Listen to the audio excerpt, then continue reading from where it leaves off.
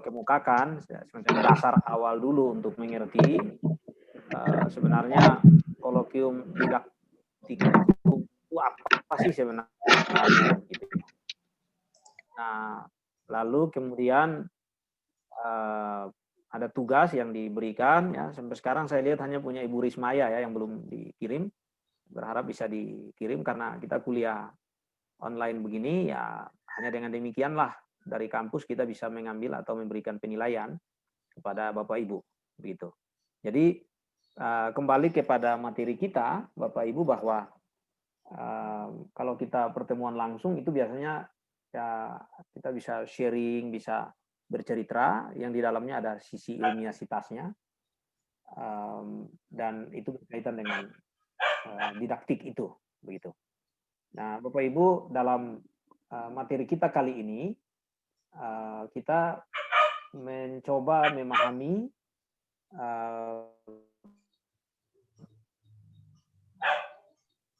hal-hal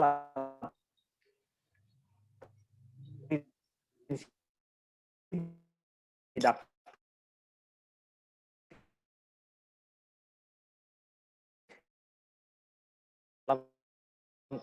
kaitannya dengan kegiatan belajar, mengajar, dan tentu kita merujuk kepada para ahli yang menegaskan bahwa ilmu yang paling dekat dengan kegiatan belajar mengajar yaitu psikologi.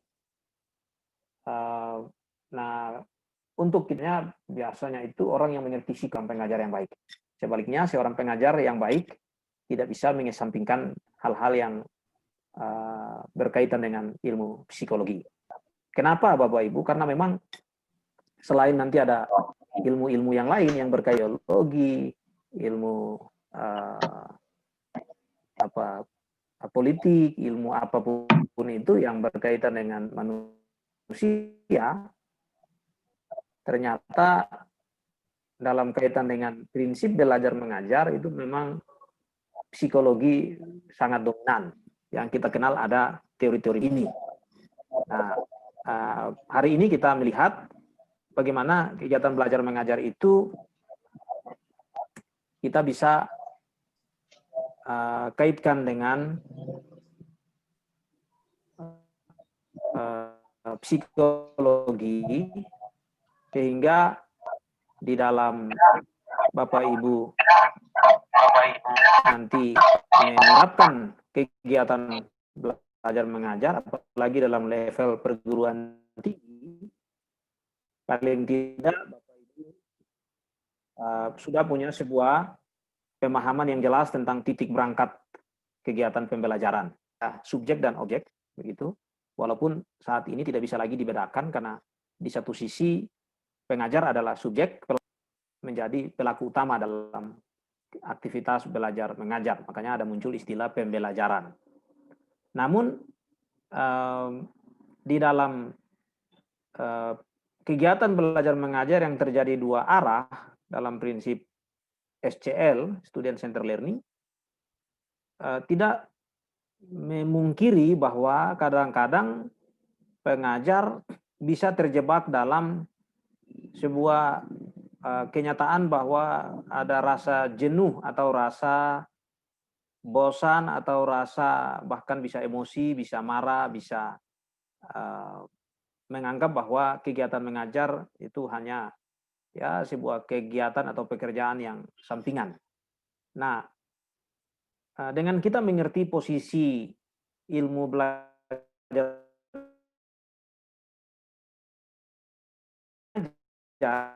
dalam kaitan dengan manusia dalam perspektif Alkitab, itu kemudian akan memberikan kepada kita sebuah pemahaman yang jauh lebih mendalam bahwa kegiatan belajar mengajar itu bukan hanya mengajar itu ya sebuah kegiatan mengubah, tetapi mengubah pemikiran filsafat semata.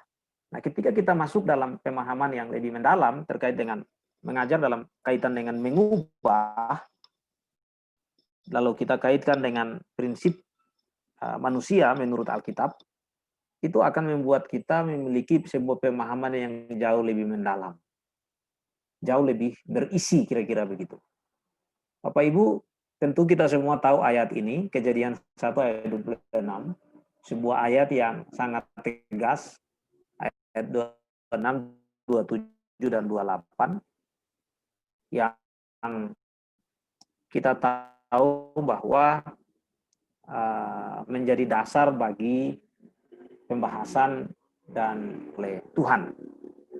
Nah, Bapak Ibu, dalam teks yang diamanatkan atau yang dinarasikan, begitu, kita bisa melihat bahwa di dalam kisah penciptaan itu, yang kita semua sudah sering membaca bagian itu, ada dua hal sebenarnya yang sangat kuat ditekankan di sana.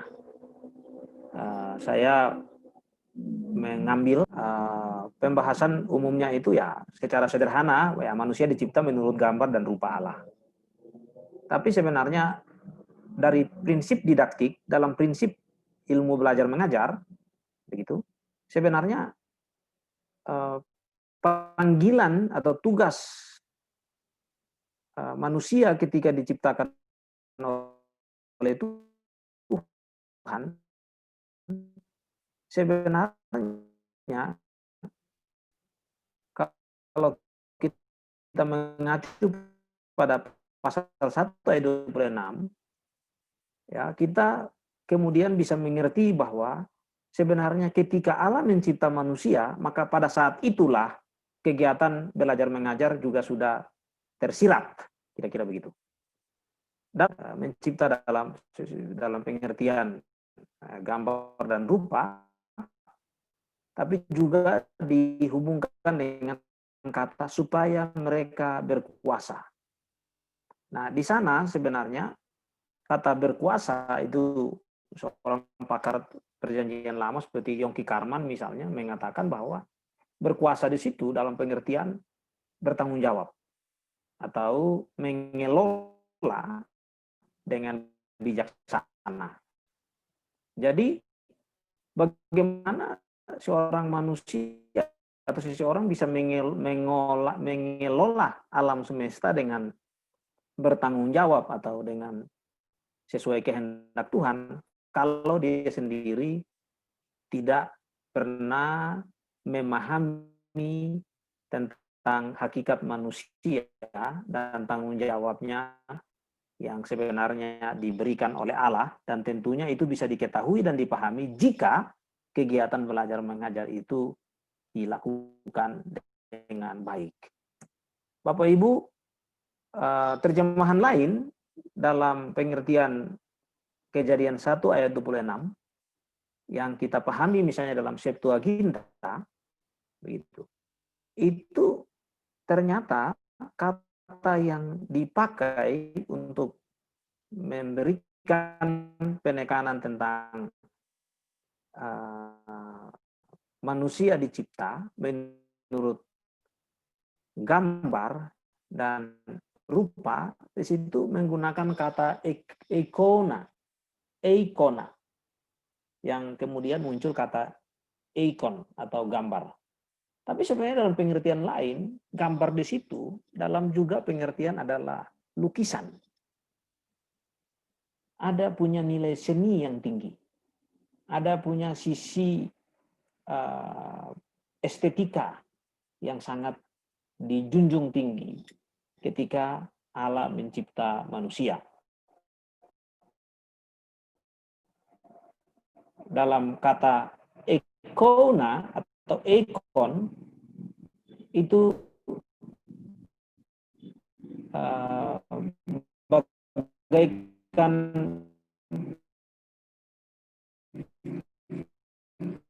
sebuah lukisan yang dikaryakan oleh seorang pelukis yang agung atau seorang pelukis yang hebat. Nah, ternyata bahwa lukisan yang hebat dan lukisan yang agung itu di satu sisi adalah berkaitan dengan dirinya sendiri. Tetapi di sisi yang lain, lukisan itu juga tidak bisa terlepas dari siapa yang melukis. Begitu. Maka saya setuju dengan seorang penulis yang lain, misalnya Junihot Situmorang, begitu ya. Dalam buku didaktikanya dia katakan bahwa kita harus mengerti bahwa antara sebuah lukisan yang indah itu harus diakui tidak terlepas dari siapa yang melukis. Nah, sekarang dalam perspektif atau dalam pengertian didaktika, kita kemudian mengerti bahwa jika Allah mencipta manusia dalam pengertian sebuah lukisan yang indah, yang terbaik, maka sewajarnya lah kita sebagai manusia, sesama manusia, harus ikut memberi perhatian yang serius tentang begitu banyaknya lukisan-lukisan dalam pengertian manusia yang adalah lukisan itu. Begitu. Sehingga kita tidak menjadi seorang pengajar yang merusak lukisan, tetapi menjadi seorang pengajar yang menjadikan lukisan itu sebagaimana mestinya.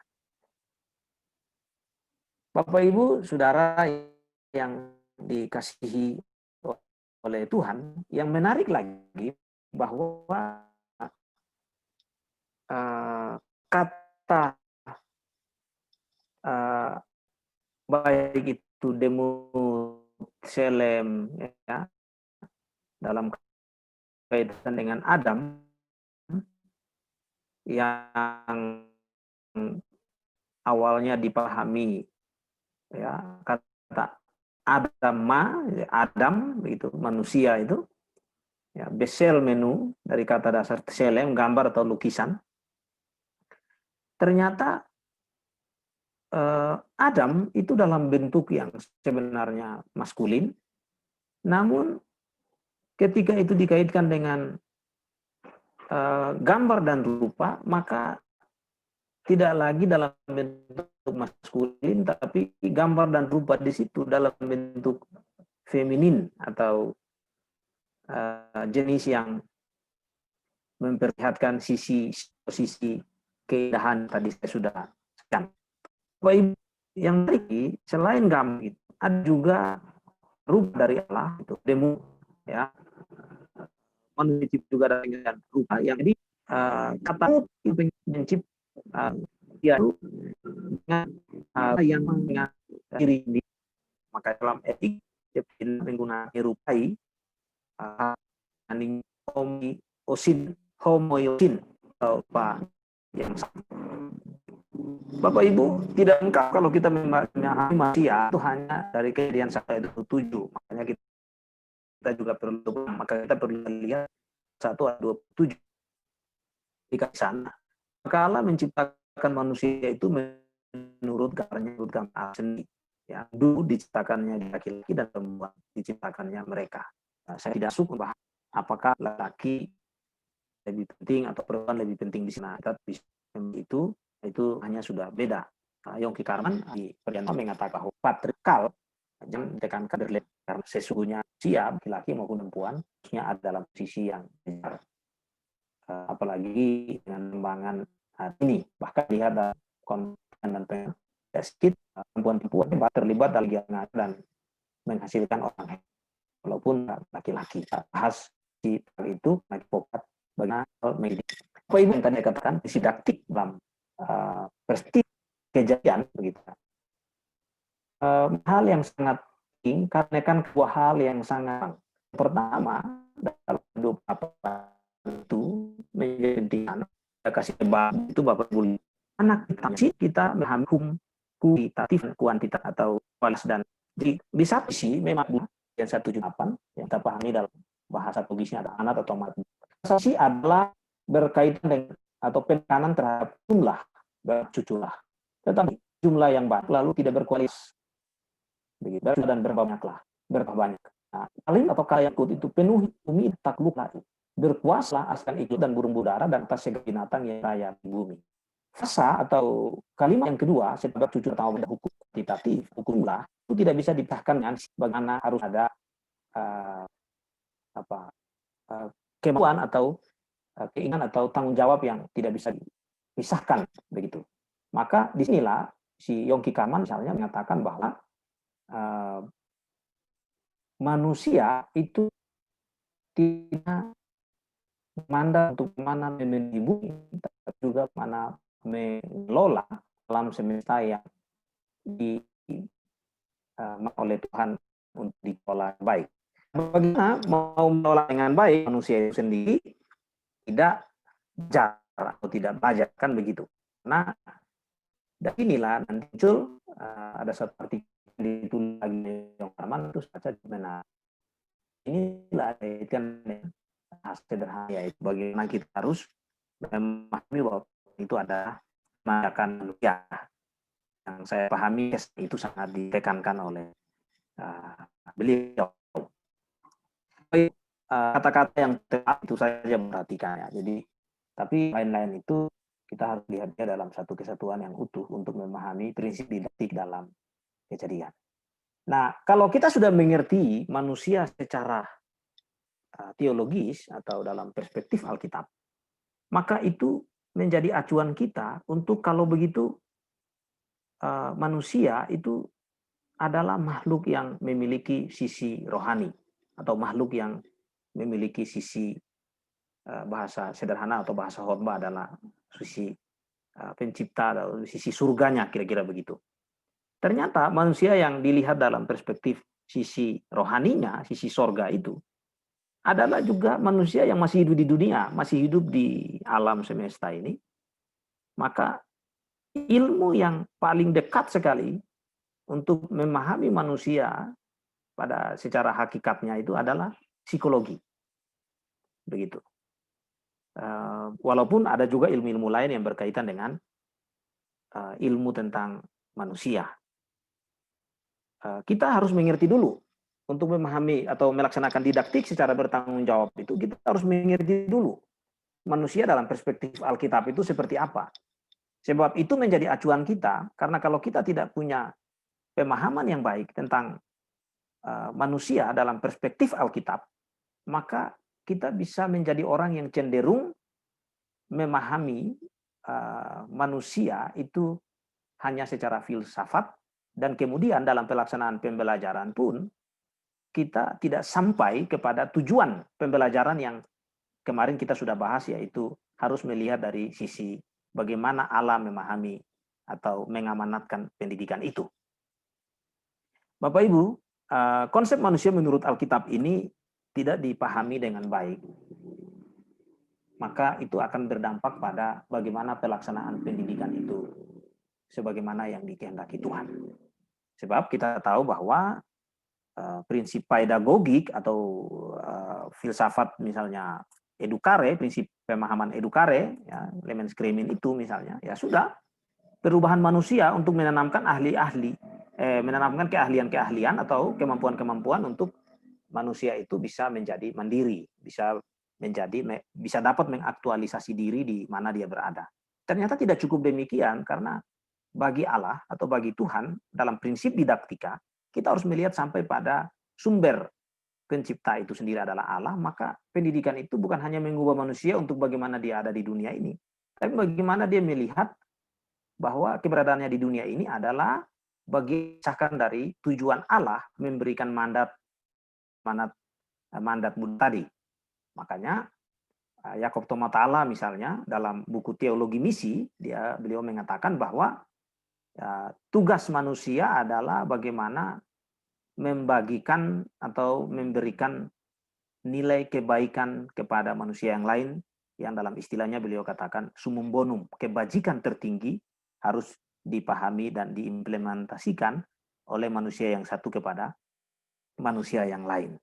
Sumum bonum. Nah, Bapak Ibu, dari psikologi ini kemudian kita mengerti bahwa muncullah pendekatan-pendekatan yang kita tahu misalnya beberapa ya, saya singgung saja di situ misalnya behavioristik misalnya. ya, lebih kepada bagaimana belajar itu dirumuskan dari percobaan terhadap binatang, begitu ya. Saya pikir ini bukan hal yang baru, Bapak Ibu, guru-guru, dosen-dosen ini pasti bukan hal yang baru. Saya tidak perlu jelaskan itu terlalu detail, tapi kurang lebih begitu. Ada pendekatan kognitif, begitu ya. Manusia memiliki pikiran, otak, mempengaruhi sikap dan perilaku. Ya, pendekatan humanistik. Nah, ini menarik nih pendekatan humanistik ini, Bapak Ibu. Menganggap bahwa manusia itu punya sisi yang sangat baik atau punya sisi yang positif, sehingga itu yang perlu ditingkatkan. Manusia harus dilihat dari sisi baiknya, sehingga kalau belajar begitu, dan tinggal diarahkan sehingga menjadi lebih baik. Nah, prinsip humanistik ya kita tahu bahwa secara berlebihan itu bisa menjadi negatif. Jadi humanistik kebablasan itu bisa terjadi. Anak salah juga biar saja. Anak buat benar ya dipuji, buat salah ya biar saja. Nah, kalau ini terjadi apalagi dalam kondisi seperti sekarang ini, ya itu kadang-kadang menjadi dilema. Bapak Ibu, itu satu artikel yang saya tulis di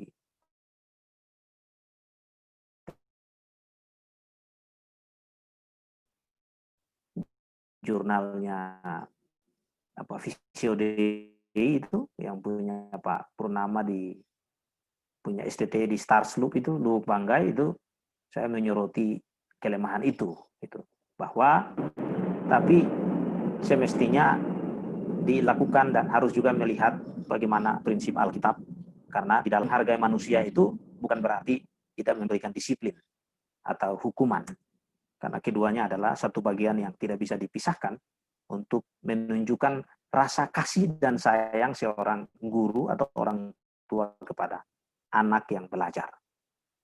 Ya, kita tahu bahwa di dalam Alkitab itu menekankan sekali bahwa manusia itu punya hati, punya suara hati, punya nurani, punya roh, begitu. Ya, maka ketika seseorang berdiri dan mengajar, segala aspek itu harus terkait satu dengan yang lain dan itu harus menjadi sesuatu yang terlihat secara alamiah. Bapak Ibu, kadang-kadang peserta didik kita dalam belajar itu dia bisa rasa bosan bukan karena materinya yang sulit, tapi memang penampilan gurunya yang atau dosennya yang memang tidak membuat dia merasa ada sesuatu yang menarik, begitu. Nah, kemarin kan dalam materi yang pertama saya sudah sampaikan ke Bapak Ibu tentang prinsip didaktik itu yang paling ditekankan, paling utama menurut Andar Ismail, yang dipengaruhi juga oleh Clement Sulaiman, seorang ahli PAK yang sangat hebat itu, bersama dengan Robert Bolke, mereka itu kan beliau menekankan bahwa dalam prinsip didaktik itu yang paling utama, yang paling ditekankan adalah bagaimana harus bisa merefleksi apa yang kita ajarkan sehingga refleksi kita itu bisa sampai, artinya bisa dimengerti. Kadang-kadang kita merasa yang kita ajar tuh sudah dimengerti, padahal belum tentu. Nah, itu semua kembali kepada bagaimana kemampuan merefleksi. Dan kemampuan merefleksi itu harus dibarengi dengan prinsip seni. Bapak Ibu, mengajar itu adalah sebuah aktivitas yang tidak bisa dipisahkan dengan prinsip estetika, prinsip seni. Kenapa prinsip estetika, prinsip seni, Bapak Ibu? Kembali ke prinsip Alkitab tadi, Kejadian 1 ayat 26-27 tadi, bahwa ikona dalam pengertian gambar Allah di situ adalah gambar yang serupa, yang memiliki nilai seni yang sangat tinggi.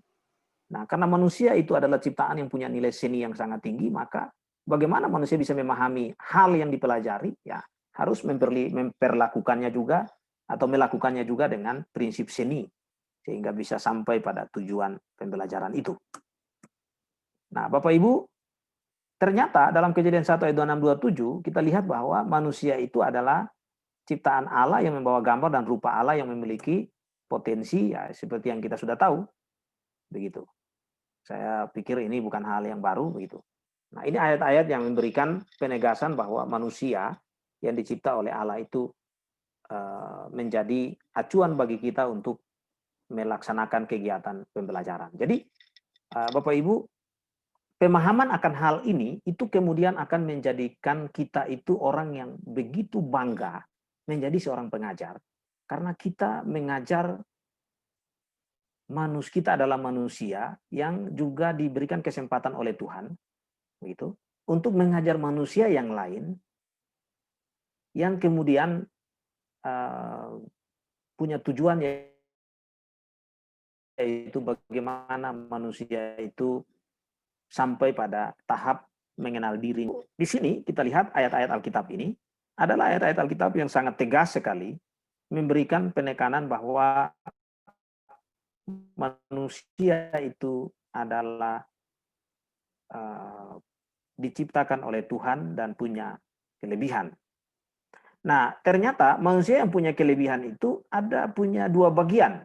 Ini kita sudah kaitkan dengan ilmu psikologi. Ya, manusia itu punya sisi lahiria begitu, tapi juga ada non lahirianya, ada materialnya, tapi juga non materialnya. Dan itu ada dalam satu kesatuan. Kita tidak bisa berkata bahwa ya saya ajar anak ini hanya untuk yang penting rohaninya naik begitu, atau jiwanya, psikologinya berkembang, yang penting kelakuannya mau rusak, enggak apa-apa. Ya, tidak boleh begitu. Kita mengajar seorang anak itu, kita harus tahu bahwa ada bagian yang terlihat, tapi ada bagian yang tidak terlihat. Tetapi ada dalam satu kesatuan yang utuh, sehingga disinilah kemudian berlakulah hukum teori belajarnya, teori pendidikan Bloom, bahwa dalam pendidikan itu ya kita harus bagaimana mengupayakan terjadinya perubahan pada sisi kognitif, psikomotorik, dan afektif. Kan begitu. Saya pikir itu bukan hal yang baru bagi Bapak Ibu. Ya, di dalam penyanyian baru pun banyak ayat ya yang sangat banyak menekankan tentang manusia menurut Alkitab. Misalnya Lukas 2 ayat 40-52 gitu ya. Tuhan Yesus bertumbuh dalam fisiknya, hikmatnya, spiritualnya, dan aspek sosialnya. 1 Tesalonika 5 ayat 23, manusia terdiri dari ada tubuhnya terkait dengan panca indera, ada jiwanya sering dikaitkan dengan pikiran, perasaan, dan kehendak. Nah, disinilah Bapak Ibu perbedaan yang sangat mencolok ketika kita mengingat kembali dua pendidik sesudah Sokrates, begitu, pada masa sebelum Masehi, lalu masuk pada dua muridnya yang kita tahu itu ada Plato dan Aristoteles. Plato bertolak dari prinsip ide yang tentunya berkaitan dengan pikiran, akal, rasio, ya, konsep begitu. Sementara Aristoteles berangkat dari segala sesuatu yang real, yang nyata, panca indera begitu, sisi empiris dalam pengalaman belajar. Nah, ternyata mereka berdua saling melengkapi, ya, sehingga kemudian muncullah sekarang kita harus melihat, oke, kalau Alkitab berbicara tentang bagaimana manusia dibimbing secara rohaninya lebih dominan, maka kita juga harus lihat psikologi menjadi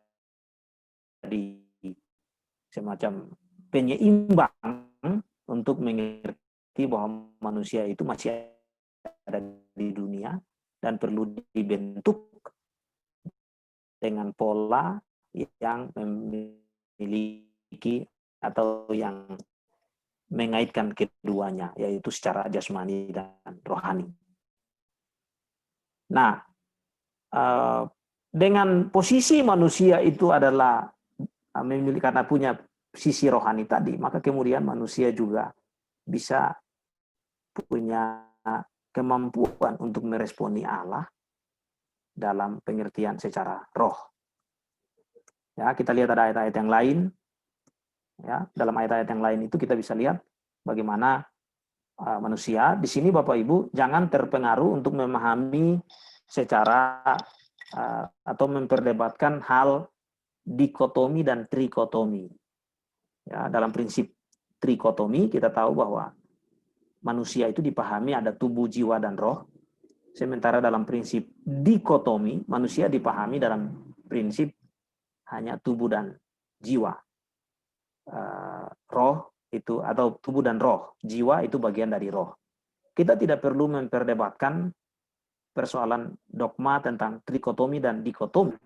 Ya, hanya dikatakan bahwa manusia dicipta dari debu tanah dan kemudian alam menghimpun logi atau dalam kaitannya dengan pendidikan, mau tidak mau kita harus membahasnya lebih detail. Bahwa manusia Allah, lalu jiwa ya itu lebih kepada orang saraf ya, orang kesehatan pasti mengerti bahwa ada bagian-bagian saraf itu. Makanya di rumah sakit kadang-kadang menyatukan jiwa dan rohani. Jadi kesehatan jiwa itu sama dengan kesehatan rohani. Nah, Bapak Ibu, ternyata bahwa di dalam perkembangan pendidikan begitu, kita tidak bisa memungkiri bahwa lingkungan itu juga ikut mempengaruhi seseorang untuk bagaimana dengan baik itu jiwanya dan rohnya atau tubuhnya itu untuk atau kehendaknya dalam memberi respon terhadap apa yang dialami dalam pengertian secara empiris tadi.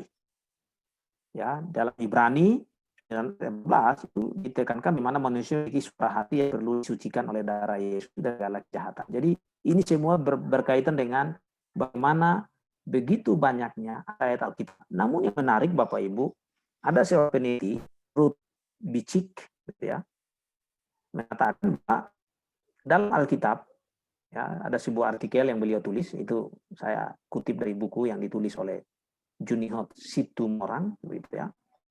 Itu mengatakan bahwa peneliti ini ketika meneliti tentang hati dan pikiran begitu, ternyata itu ada lebih dari 800 istilah begitu ya. 800 istilah tentang hati. Sedangkan pikiran itu kurang lebih dari 80 kali. Maka di sini kita kemudian mengerti bahwa itu berarti sentral dari manusia itu, walaupun menurut orang Yunani itu adalah pikiran gitu, rasio, tapi sebenarnya dalam prinsip Alkitab manusia itu yang lebih dominan adalah hati. Karena kata hati bayangkan 800 lebih kali gitu ya, sementara pikiran itu hanya 80 kali.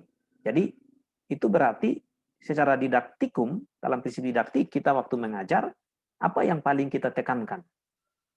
Begitu. Apakah membuat anak itu otaknya pintar sekali, tapi hatinya jahat, atau sebaliknya? Begitu. Maka sangat hati-hatilah di sini kita sebagai pendidik. Kalau kita ngajar ya kita harus tahu bahwa ya anak boleh pintar, tapi hatinya kan harus takut akan Tuhan, kan begitu. Karena ketika dia pintar, tidak takut Tuhan, ya pasti menjadi perusak. Menjadi orang yang bisa menyalahgunakan kepintarannya untuk hal yang merusak manusia yang lain.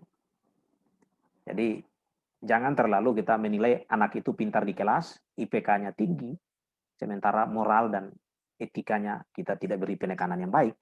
Karena dalam prinsip Alkitab jelas bahwa hati itu lebih banyak diucapkan, dan itu menunjukkan juga bahwa berarti manusia itu dikendalikan, paling dominan adalah hatinya.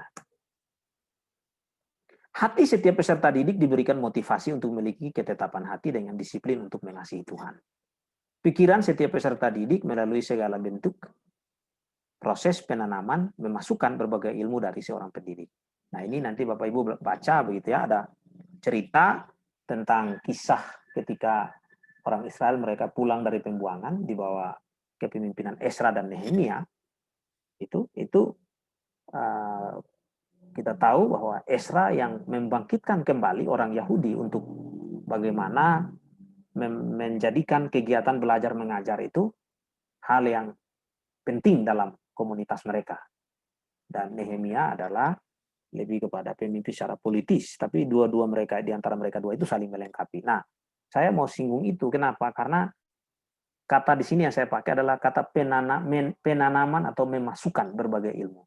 Kata yang dipakai untuk mengajar dalam pengertian Esra dan Nehemia itu banyak sekali kata yang digunakan dalam bahasa Ibrani-nya itu kalau diterjemahkan maka punya arti yaitu menanam atau memasukkan. Jadi kita sebagai guru atau sebagai ini kita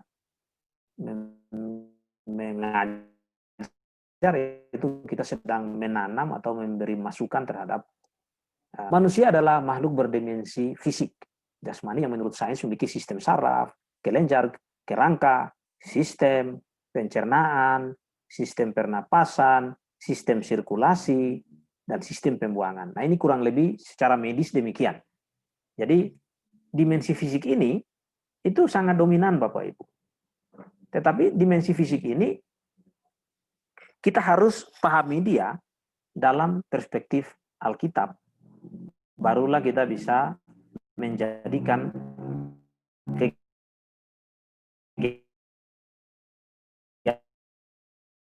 belajar mengajar itu menjadi lebih baik dan lebih terarah.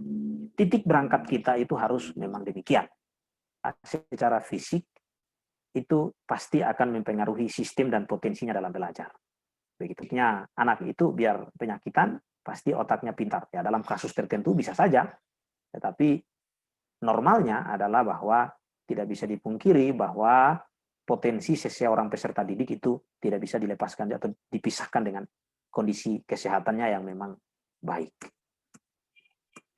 Ya, manusia adalah makhluk sosial yang membutuhkan interaksi dengan sesamanya, baik sejenis maupun lawan jenisnya. Orang tua di rumah dan guru di sekolah berperan aktif dalam upaya menumbuh kembangkan potensi anak sebagai peserta didik. Bapak Ibu, kenapa pendidikan yang dulunya itu adalah tugas orang tua di rumah, bahkan dalam konteks Alkitab dan konteks pendidikan, itu memang awal mula diadakan pendidikan itu bukan di sekolah. Itu pendidikan tertua adalah pendidikan informal, pendidikan yang dilakukan di rumah. Nah, ternyata pendidikan yang dilakukan di rumah dalam sejarah pendidikan itu, begitu, dalam perkembangannya kemudian itu diintervensi oleh lembaga pendidikan yang bersifat formal, yang dalam hal ini adalah diintervensi atau dijadikan tersistem oleh pemerintah. Begitu. Makanya sebenarnya kita orang Kristen ini harusnya sangat kaya. Kenapa? Karena saya baca beberapa artikel-artikel jurnal-jurnal dari saudara-saudara kita yang dari Muslim misalnya. Itu landasan mereka tentang pendidikan dalam Al-Quran itu tipis sekali, minim sekali. Kita Kristen ini sangat kaya. Begitu. Karena dasar pendidikan kita yang dimulai di rumah itu adalah begitu jelas dan tertutup. Nah, sekarang tinggal bagaimana kita yang sudah belajar kolokvium didaktikum ini, bagaimana menjadikan Alkitab itu tidak hanya untuk memberi porsi yang banyak terhadap sisi pelayanan gerejani, tapi bagaimana kita juga harus melihat bahwa ada sisi prinsip pembelajaran yang juga sangat dominan di sana. Dua hal ini tidak bisa dipisahkan, Bapak Ibu. Makanya di dalam Matius 28 ayat 19-20 itu ada artikel saya, nanti Bapak Ibu bisa lihat Google Scholar saya. Di Google Scholar saya itu ada Matius 28 ayat 19-20 itu yang tentang amanat agung itu kita tidak bisa memisahkan seolah-olah pelayanan gerejani itu mayornya dan pelayanan pendidikan itu minornya. Tidak bisa demikian, Bapak Ibu. Kenapa? Karena kita tahu bahwa kata yang utama di situ, mateteusate, itu menjadikan murid. Ya, kita tahu kalau menjadikan murid kan jelas, berarti kan pendidikan begitu. Tapi bukan berarti itu paling penting. Tidak juga, karena ya tujuan menjadikan murid, bagaimana murid itu bisa ada dalam komunitas yang jelas di hadapan manusia dan di hadapan Tuhan, maka pelayanan gerejani yang kita tahu ada sisi yang lain juga ditekankan. Tapi dua-dua itu jangan dipisahkan. Begitu. Itu ada di jurnal saya, di artikel yang saya tulis, eksegesis terhadap Matius 28-20 itu, Bapak Ibu nanti bisa baca, dan itu nanti menjadi tugas kita di hari ini. Jadi hari ini, sebelum saya maju lebih jauh, tugas kuliah kali ini lagi, Bapak Ibu harus kerjakan besok adalah memberi komentar terhadap kejadian 2 1 ayat 26, 27, 28 dan Matius 28 ayat 19 dan 20. Begitu. Buat refleksi. Jadi buat refleksi artinya refleksi itu kan memantul. Jadi Bapak Ibu bagaimana menceritakan dalam ayat itu, ya, dimulai dengan sedikit pendahuluan, lalu bagaimana mengaitkan atau menjadikan ayat itu bagian yang di dalamnya ada kandungan pendidikan. Bukan dibuat-buat Bapak Ibu, tapi memang demikian. Jadi Alkitab itu kebanyakan pengajar-pengajar yang dulu-dulu begitu ya, menganggap bahwa ya sudah cukup dari mimbar saja begitu. Unsur pendidikannya itu seolah-olah tidak terlalu dominan. Nah, itu kan lihat itu lumayan bagus juga itu Pak Aris ya, resensi bukunya Pak Andar Ismail itu yang dulunya PAK itu kan cukup dianggap ya PWG saja. Jadi kalau sudah pembinaan warga gereja ya sudah cukup. Tapi kan apakah itu cukup maksimal, cukup efektif? Kan tidak. Maka harus ada lagi bentuk pendidikan dalam klasifikasi yang lain, maka lahirlah pendidikan agama Kristen. Begitu. Nah, tapi apa yang membuat pendidikan agama Kristen itu unik? Ya itu dia tadi, didaktikum itu. Didaktik itu. Itulah keunikan PAK itu ada di situ. Begitu. Karena dengan didaktik itu kita mengerti bahwa pendidikan itu bukan hanya bagaimana kita mengubah manusia yang lain dalam konsep manusia dan manusia, tapi mengubah manusia yang satu mengubah manusia yang lain dalam perspektif Allah. Atau manusia yang satu mengubah manusia yang lain dalam perspektif dan dalam tujuan Allah. Maka edukare dan edukere itu jangan dipahami hanya dalam pengertian kita ngajar manusia yang penting dia pintar selesai. Tidak, dia harus sampai pada tujuan akhirnya, yaitu pengakuan iman Westminster mengatakan bahwa dia harus bisa memuliakan Allah. Bapak Ibu, ayat-ayat ini Bapak Ibu nanti bisa lihat cukup banyak begitu ya. Nah, di sisi yang lain begitu, manusia juga adalah makhluk alam. Artinya bahwa manusia itu tidak bisa dipisahkan dengan alam di mana dia berada, begitu. Maka konteks pendidikan itu menarik untuk dipahami. Si Anthony Eshop misalnya, Bapak Ibu kalau ini saya kasih lihat videonya sedikit ya. Ini buku yang ini Bapak Ibu nanti bisa baca ya. Saya yakin punya Pak Jeffrey itu beliau itu orang PAK itu pasti punya itu. Itu menarik gitu bahwa manusia itu kan adalah makhluk pelajar yang tidak bisa dipisahkan dengan konteks di mana manusia itu datang dan manusia itu berada, dan kemudian konteks itu ikut memberi warna tentang sebuah narasi atau sebuah pemahaman tentang pendidikan. Nah, kemudian rasional, gitu. Manusia juga adalah makhluk spiritual. Manusia juga adalah makhluk bersuara hati. Tadi saya sudah singgung bahwa 800 kali itu manusia itu dipengaruhi oleh hati nuraninya. Dan disinggung lebih dari 800 kali. Sementara pikiran itu hanya 80 kali lebih.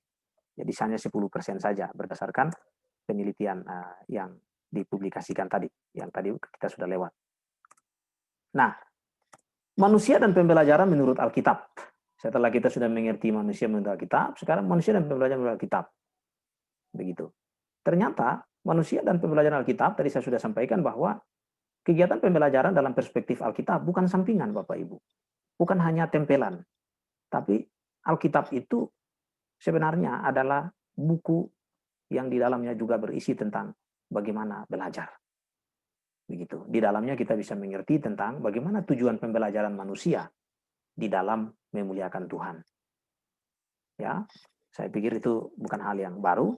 Lalu yang kedua, kita juga harus mengerti ya, manusia juga tidak hanya bisa dipahami dalam perspektif Alkitab, karena manusia pada satu sisi adalah makhluk rohani, makhluk surga, makhluk yang dicipta Tuhan, tapi di sisi yang lain manusia juga adalah makhluk yang berpribadi. Makhluk yang dalam bahasa lain makhluk individualistik. Individual artinya punya kepribadian. Kepribadian kita itu nanti setelah kita masuk kubur baru kepribadian kita sudah tidak ada lagi. berpribadinya kita itu, eksistensinya itu menjadi tidak ada lagi kalau kita sudah tidak ada lagi di dunia ini. Nanti kita akan lihat dalam ilmu psikologi memang demikian. Tetapi dalam ilmu teologi atau ilmu pendidikan agama Kristen tidak demikian. Karena setelah manusia sudah tidak lagi berpribadi pun, artinya sudah dipanggil Tuhan pun, dia masih menjadi pribadi yang ada di hadapan Allah dalam tubuh dan tubuh kemuliaan itu kan Bapak Ibu, dalam ajaran Alkitab dan ajaran teologi demikian. Manusia itu ya menarik karena di dalam pemahaman dari sisi psikologi, pada satu sisi manusia itu ingin mengetahui manusia yang lain, tapi di sisi yang lain manusia juga perlu mengetahui dirinya sendiri. Dan untuk mengerti dirinya sendiri itulah maka ini yang saya katakan tadi Bapak Ibu, bahwa ada ilmu-ilmu yang lain yang juga berkaitan dengan manusia. Misalnya ada fisiologi misalnya. Itu kan mempelajari aspek fisik atau jasmani manusia. Begitu. Lalu ada aspek ilmu misalnya segala kelompok mempelajari manusia dalam segala kelompok kecil seperti dalam keluarga, unit kerja, organisasi, kelompok profesi, kelompok masyarakat. Bedanya dengan antropologi apa? Mempelajari manusia dalam kelompok yang lebih besar dan terkait dengan sebuah ikatan permanen seperti ras, budaya, bangsa. Nah, itu antropologi. Nah, ini semua berkaitan dengan ilmu yang semua berkaitan dengan manusia. Semua ilmu yang berkaitan dengan manusia, tapi ilmu-ilmu ini adalah berkaitan dengan bagaimana mempelajari hakikat manusia seperti apa begitu. Tapi tadi kita sudah berangkat dulu kan dari manusia dalam perspektif Alkitab, sehingga itu menjadi acuan dasar kita. Ya, jadi psikologi itu memang harus ada setelah memahami dulu manusia secara teologis tadi. Ada sejarah yang mempelajari kehidupan manusia dalam urutan waktu dan peristiwa yang dialaminya. Lalu ada psikologi, yaitu mempelajari manusia dari aspek fisik, perilaku, dan aktivitasnya secara individu. Ya, individuum dalam bahasa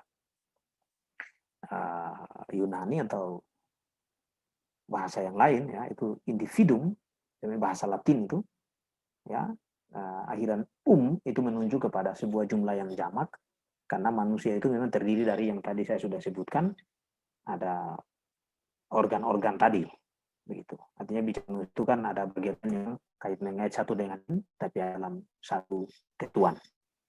Individu memiliki ciri yang esensial yang lalu melakukan kegiatan. Jika manusia tidak melakukan kegiatan lagi, maka dia bukan lagi disebut individu atau berpribadi. Jadi kalau manusia, ya, kalau lagi beraktivitas, tidak lagi melakukan aktivitas atau kegiatan ya bukan lagi disebut makhluk. Perspektif psikologi dalam perspektif teologi masih berpribadi, tapi sudah pribadi lain dalam kaitan dengan bagi manusia dengan Allah. Dalam psikologi juga menekan tentang hal yang penting, yaitu mengenai behavior atau kegiatan afektif. CV adalah segala manifestasi hayat, manifestasi hidup individu atau usia itu juga bahwa dia memang masih hidup. Ahli berpendapat bahwa perilaku manusia dan corak kepribadian adalah keadaan jasmani, kualitas kejiwaan, dan sifat lingkungan. Nah, ini para katakan demikian.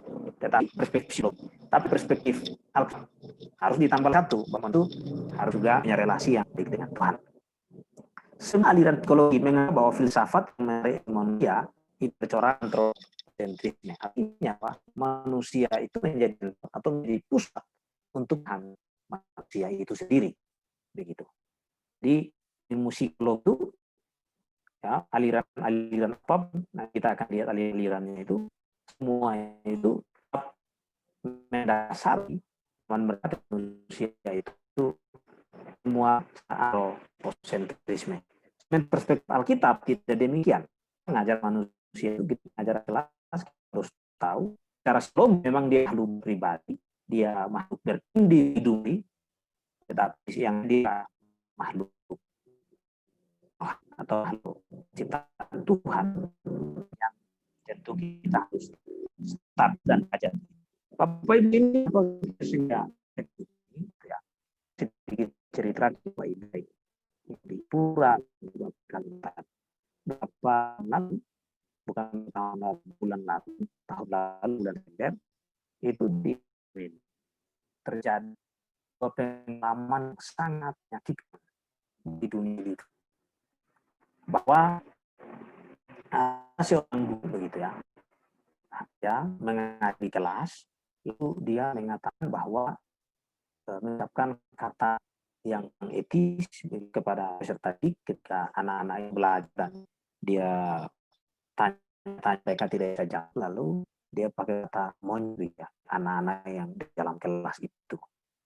Dalam sekian menit atau detik, Bapak Ibu bisa bayangkan langsung menghancurkan, saya boleh katakan 80-90% kota Wamena terbakar. Kita punya kampus juga dapat batu habis semua.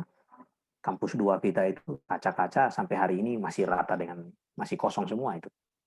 Hanya karena seorang guru mengucapkan kata yang kurang etis atau boleh dikatakan bernada rasisme tadi. Kenapa demikian Bapak Ibu?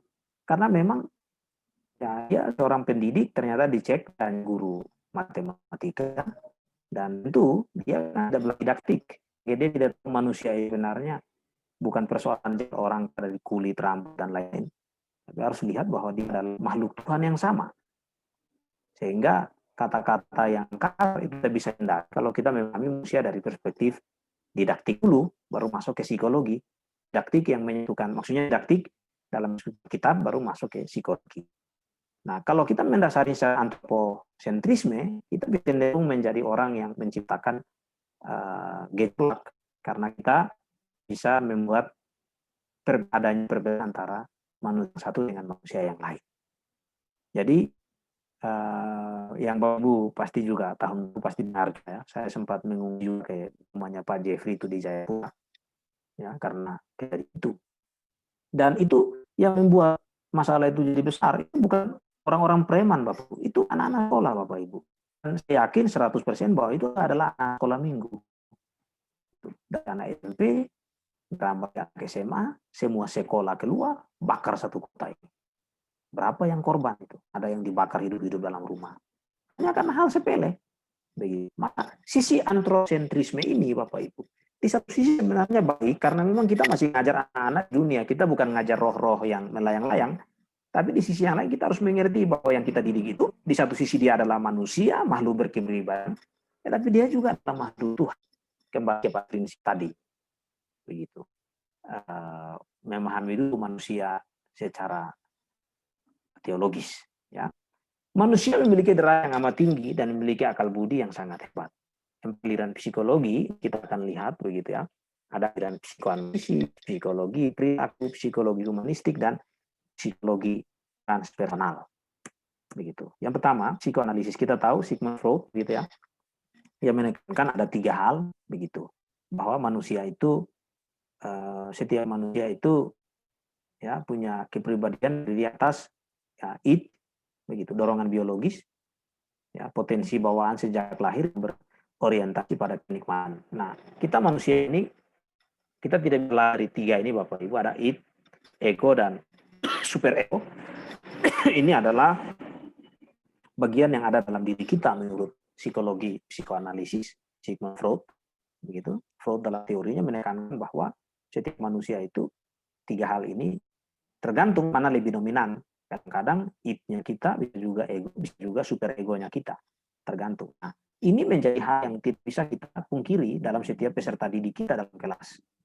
Mereka bisa datang dari latar belakang orang tua yang beda-beda, dan kemudian dia duduk dalam kelas. Bagaimana kita bisa menjadikan dominannya mereka di antara 3 hal ini menjadi hal yang terbawa dalam satu ruang kelas yang kemudian menarik dalam kegiatan pembelajaran. Nah, dalam teori Freud juga menekankan bahwa manusia itu ada 3 tingkatan. Itu alam sadar, alam tidak sadar, dan alam prasadar. Begitu. Tapi kita sudah masuk ke dalam aliran psikologi, tapi jangan lupa titik berangkat kita tadi, karena itu menentukan sekali. Begitu. Membedakan Bapak Ibu dan saya menjadi seorang guru atau dosen begitu dengan orang yang belajar di Fakultas Pendidikan yang umum, itu ada di situ titik berangkat. Begitu. Titik berangkat memahami pendidikan dan pelajaran itu harus melihat di perspektif teologis, kemudian melihat dari sisi psikologi. Yang kedua, masih berkaitan dengan, maksudnya berikut ya, masih berkaitan dengan psikoanalisis tadi ya. Ini pertama juga ini masih psikoanalisis. Ya, alam kesadaran digambarkan karena ada 3 alam sadar, alam yang tadi itu di Freud katakan yang ini bahwa alam sadar, alam tidak sadar, dan alam prasadar. Nah, dari ketiga ini, alam sadar, alam tidak sadar, alam prasadar ini, itu menjadi hal yang tidak bisa kita pungkiri. Alam kesadaran digambarkan sebagai sebuah gunung di tengah lautan, mana puncak yang kecil muncul ke permukaan dianggap sebagai alam sadar manusia. Yang tidak muncul ke permukaan dianggap alam tidak sadar yang luas. Nah, kita tahu bahwa Bapak Ibu, antara alam sadar dan tidak sadar itu sebenarnya lebih banyak yang alam tidak sadar menurut teorinya Freud. Saya tidak perlu perpanjang karena itu saya pikir Bapak Ibu bisa baca-baca di buku juga bisa tahu. Di antara alam sadar dan tidak sadar dalam diri manusia terdapat alam prasadar. Kita tahu dari mana? Nah, itu kan ada misalnya orang hipnotis, mimpi begitu ya, salah ucap, tes proyeksi begitu ya. Dalam mimpi begitu.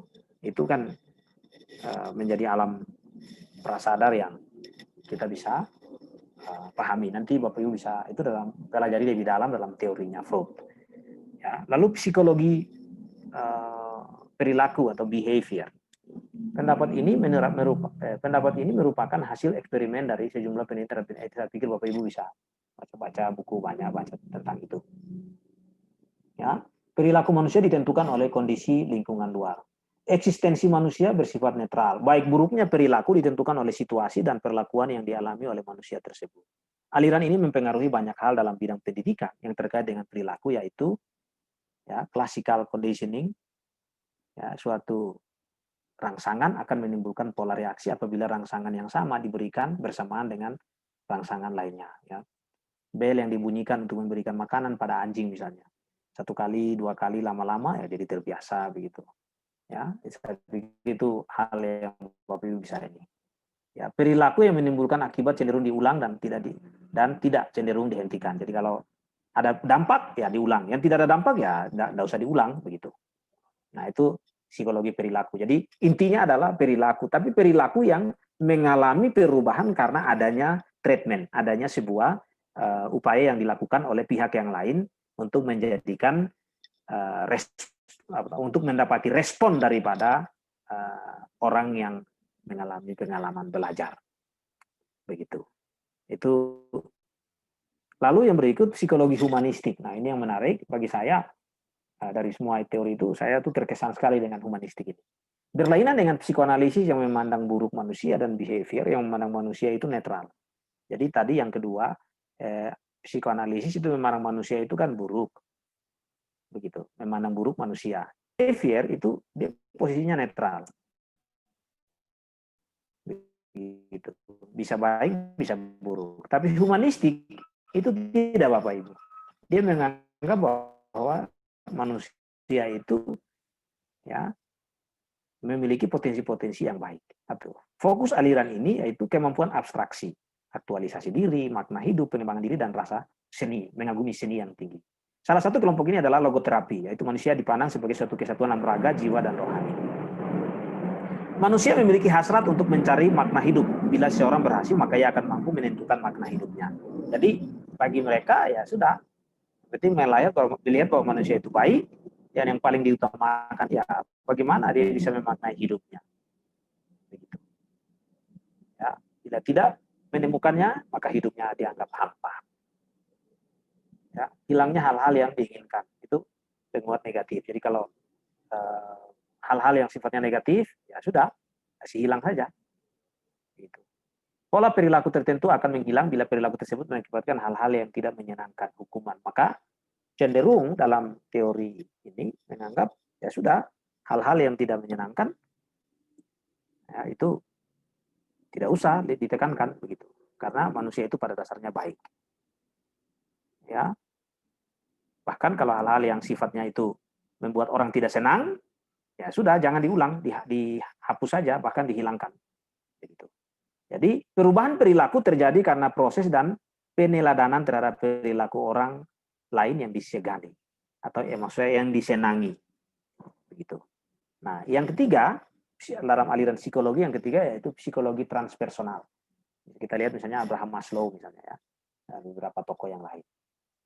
Ini aliran ini ya para ahli menganggap bahwa ini adalah pengembangan dari aliran humanistik. Aliran transpersonal mengkaji tentang potensi tertinggi yang dimiliki manusia dan melakukan panggilan, pemahaman, perwujudan, dan kesatuan, spiritualitas, serta kesadaran transendensi.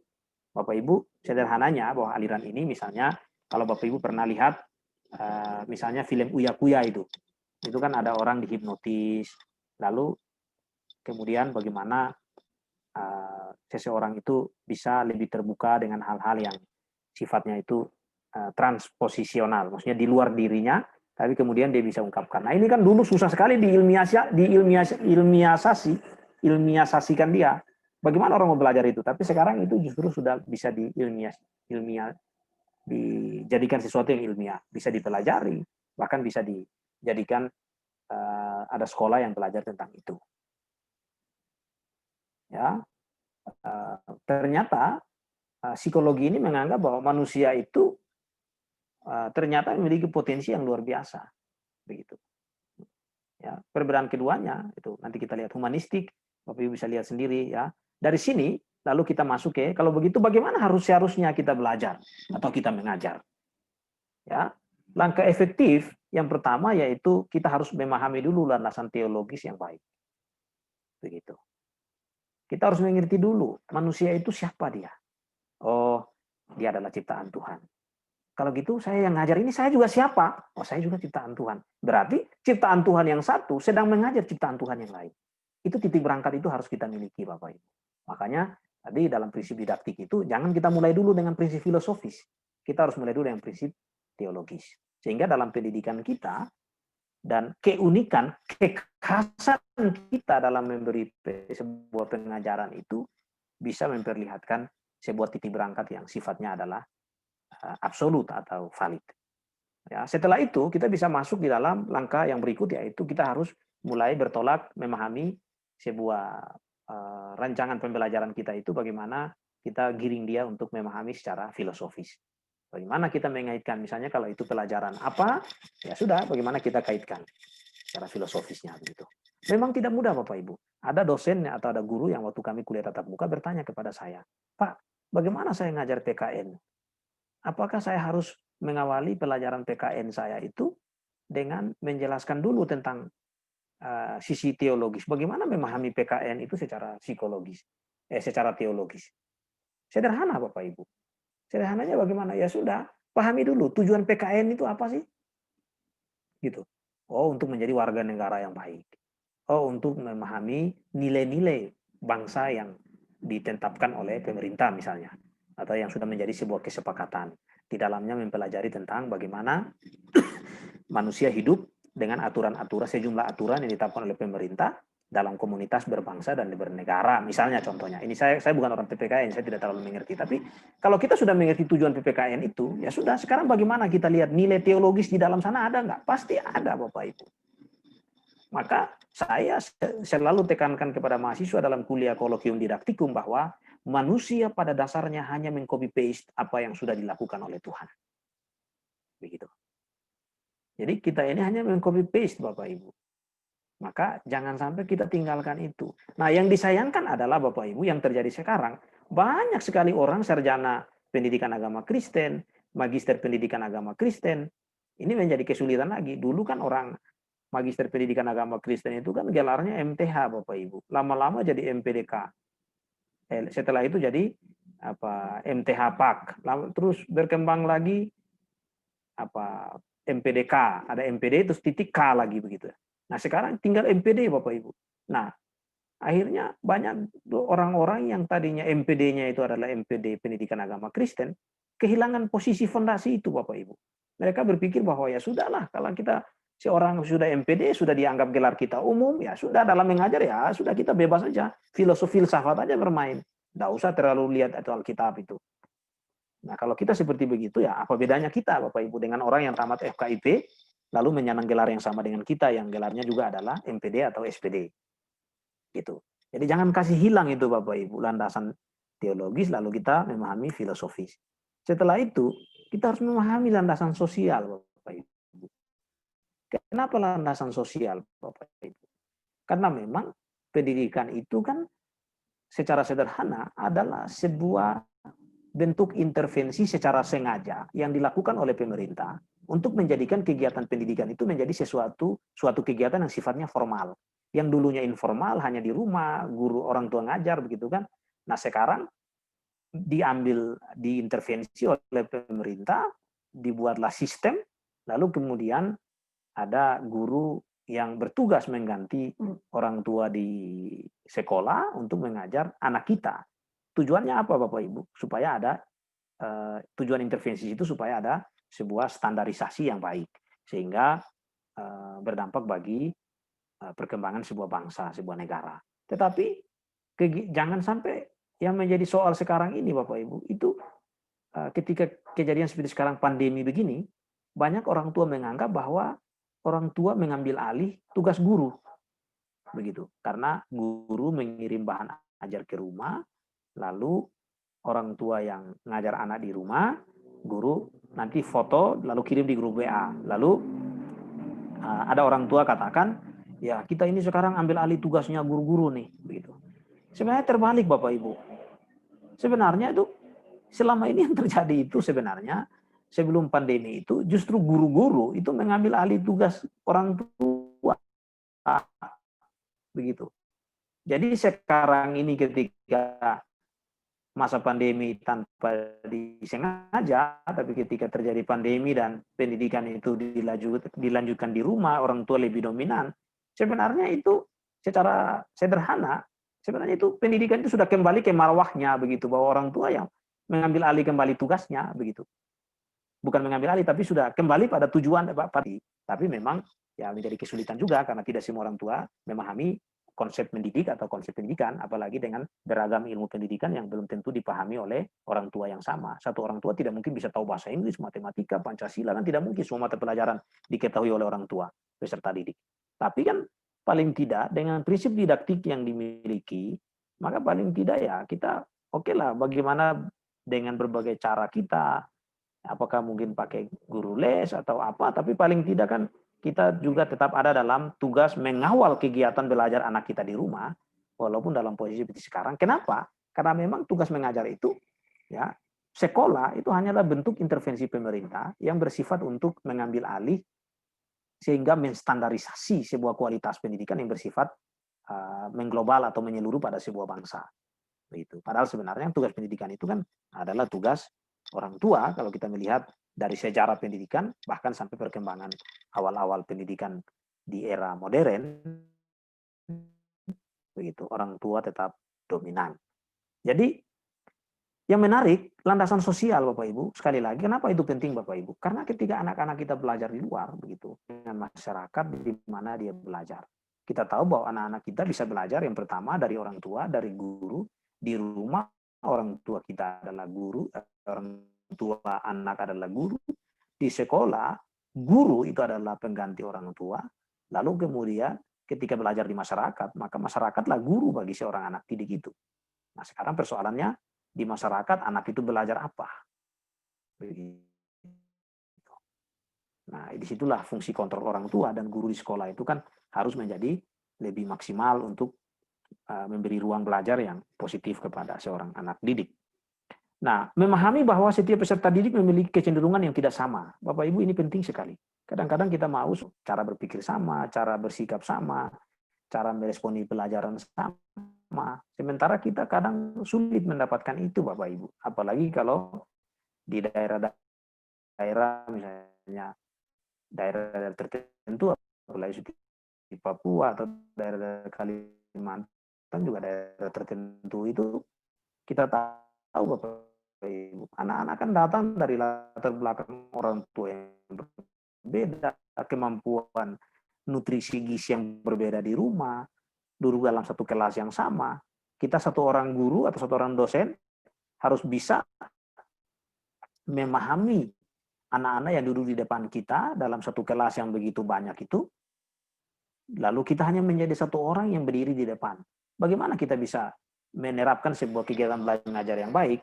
Nah, disitulah maka prinsip belajar mengajar itu kita harus mengerti dengan baik, sehingga kita coba kaitkan dengan prinsip didaktika, upaya refleksi atau memantul itu kita lakukan semaksimal mungkin, sehingga peserta didik kita yang datang dengan berbagai latar belakang, berbagai kemampuan yang berbeda-beda, kemudian mereka bisa dibimbing untuk mengetahui sesuatu.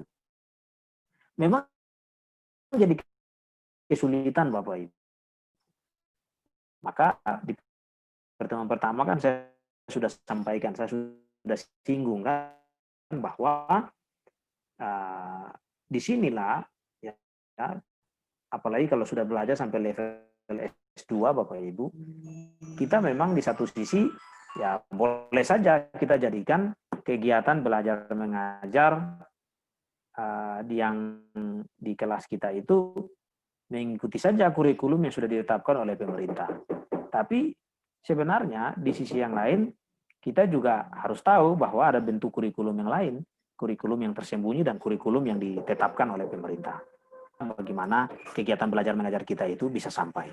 Lalu yang berikut Bapak Ibu, kita juga harus tahu bahwa dalam kegiatan pendidikan atau pembelajaran yang kita lakukan, begitu. Kita tahu bahwa ada dua jenis lembaga pendidikan, yaitu pendidikan yang bersifat teistik dan non teistik, begitu. Nah, yang dalam bahasa sederhananya itu pendidikan sekuler atau pendidikan yang bersifat keagamaan. Nah, dua lembaga pendidikan ini kan selalu ada Bapak Ibu. Di Indonesia pun kegiatan pendidikan itu atau lembaga-lembaga pendidikan itu lebih dominan itu adalah yang di bawah Kemdikbud dan di bawah Kementerian Agama. Dengan porsi di bawah Kemdikbud itu lebih banyak dan di bawah Kementerian Agama itu ya kurang lebih lumayan banyak juga sekarang ini karena Kristen juga. Sekarang bagaimana di dalam kita membuat kurikulum atau acuan yang bisa positif dan tidak mengesampingkan yang lain dan tujuan pembelajaran kita itu bisa sampai pada tujuan yang diharapkan. Nah, disinilah kita harus mengerti bahwa di dalam pendidikan sekuler begitu. Ketika kita terlibat, maka kita harus sebijaksana mungkin untuk bagaimana menjaga agama begitu itu bisa masuk dalam bagian-bagian materi yang kita ajarkan, walaupun porsinya kita harus sesuaikan secara proporsional begitu. Maka langkah yang terakhir bagaimana seharusnya kita belajar, ya kita juga harus memperlengkapi diri secara profesional dan memahami prinsip dasar, harus juga mengerti, memahami proses belajar gitu ya. Bagaimana kita harus menjadi guru atau pendidik yang profesional, mengerti kebutuhan peserta didik kita, ya baik yang umum maupun khusus. Ada peserta didik kita yang dia mungkin diajar ulang-ulang pun susah sekali baru mengerti. Tapi ada yang baru kita satu kali ngomong dia sudah mengerti. Nah kalau kita atau ciptaan Allah, maka kita kemudian menjadikan kegiatan belajar kita itu tetap menarik dan tidak membosankan. Bapak Ibu, kolokium didaktikum ini juga saya berharap dan saya selalu tekankan bahwa ketika kita sudah mempelajari sampai tahap kolokium didaktikum, maka kita harus yang hanya kering, maksudnya kering dalam tanda kutip, hanya terlihat ya yang penting belajar ngajar begitu. Nggak boleh Bapak Ibu. Kita harus memperlihatkan bahwa itu kegiatan yang menyenangkan, kegiatan yang menggairahkan, kegiatan yang betul-betul waktu kita lakukan orang tahu bahwa kita begitu menjiwai kegiatan mengajar itu, gitu. Jadi dalam didaktik itu prinsip yang saya sudah tekankan itu selalu prinsip utamanya itu ada 3 Bapak Ibu. Yang pertama kemampuan merefleksi, yang kedua kemampuan untuk menjiwai begitu. Yang didasari oleh yang ketiga adalah penghayatan yang mendalam. Jadi ketika kita ngajar, kita menghayati sedalam mungkin tentang apa yang kita mau ajar itu. Sehingga waktu kita ngajar itu, peserta didik kita itu dia dibimbing untuk meyakini dan mengakui dan bahkan mengetahui apa yang kita ajar itu secara menarik. Begitu. Bapak Ibu, yang berikut kita harus juga menjadi orang yang bisa menjadi guru, kita harus juga mau menjadi orang yang bagaimana terus melakukan kegiatan belajar mengajar itu mencapai tujuan yang diharapkan. Gitu. Jadi fokus daripada didaktik. Kenapa kita harus melakukan berbagai cara tadi? Kemampuan refleksi, kemampuan penghayatan yang mendalam itu dan menggairahkan itu Bapak Ibu. Karena kita ingin mengajar dalam kegiatan mengajar itu kita akan kita pasti punya tujuan. Maka Bapak Ibu dalam kegiatan belajar mengajar, saya selalu bilang juga dalam kelas tatap muka, bukan berarti setelah kita belajar didaktik, kita kemudian menjadi orang yang bisa mengajar semua mata kuliah. Kalau itu mata kuliah yang masih dalam satu rumpun, harus, kecuali kalau sudah beda rumpun, ya memang tidak bisa. Kenapa saya katakan kalau satu rumpun masih bisa Bapak Ibu? Karena kita paling pertama kita harus pahami dulu tujuan belajar, tujuan mata kuliah itu apa.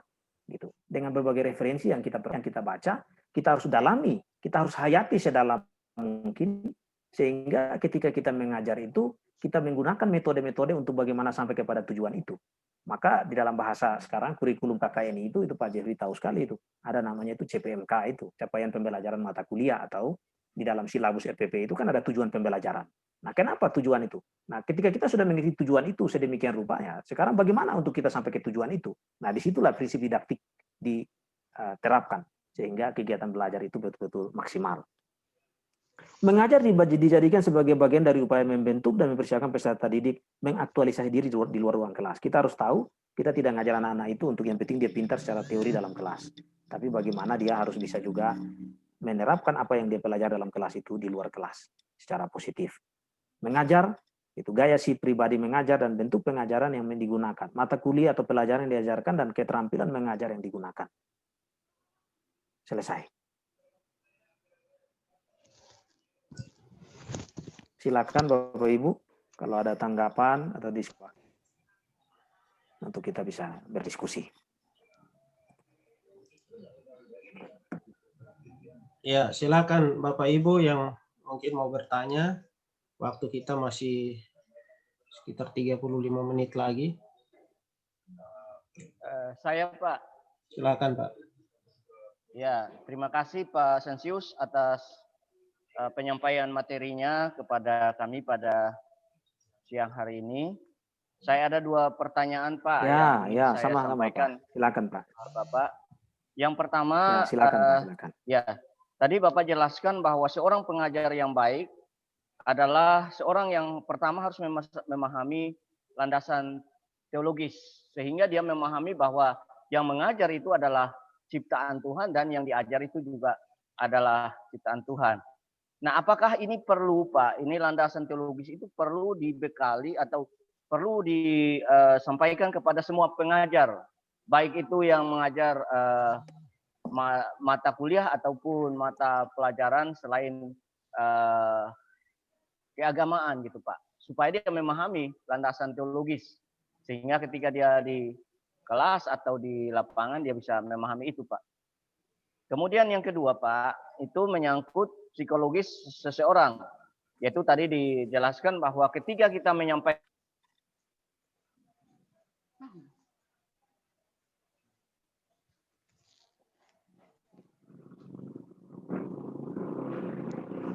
Ya, yang kedua Pak, terputus Pak suaranya.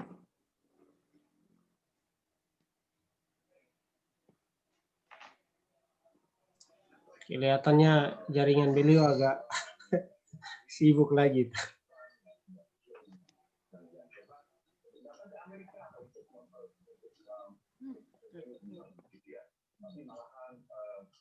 Ya, sebelum menjawab, sebelum beliau ini, mungkin materinya bisa di-share di Classroom ya, Pak Sensius ya. Oke, siap. Ya. Di unmute dulu, di keluar dulu dari share screen dulu.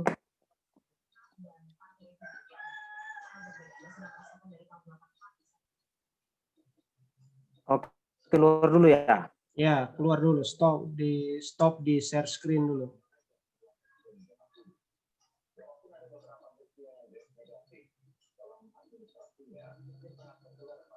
Oke, sudah? Ya, sudah. Sambil menunggu Pak Aris. Oke, lalu saya masukkan di Google Classroom. Oke, baik. Saya coba ya. Ya, ya.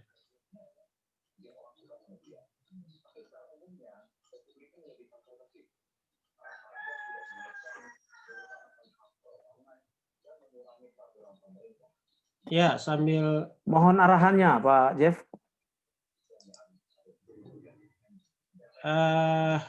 Itu di bagian tugas kelas. Bagian Oke. Tugas siswa. Iya, tugas siswa itu Bapak klik yang tambah buat itu.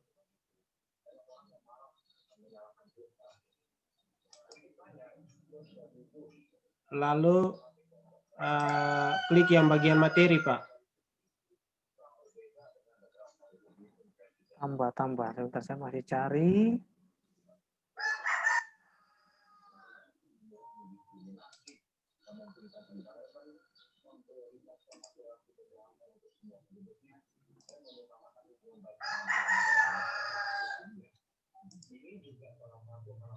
Ini Pak, yang bagian ini Pak. Ini kan ada forum, ada tugas kelas. Nah ini Bapak klik di bagian apa? Oh, ya. Sorry, rupanya saya salah masuk. Berarti saya harus keluar dulu. Ya, mau masuk di apa S2 MPD online Pak, jangan salah masuk room Pak.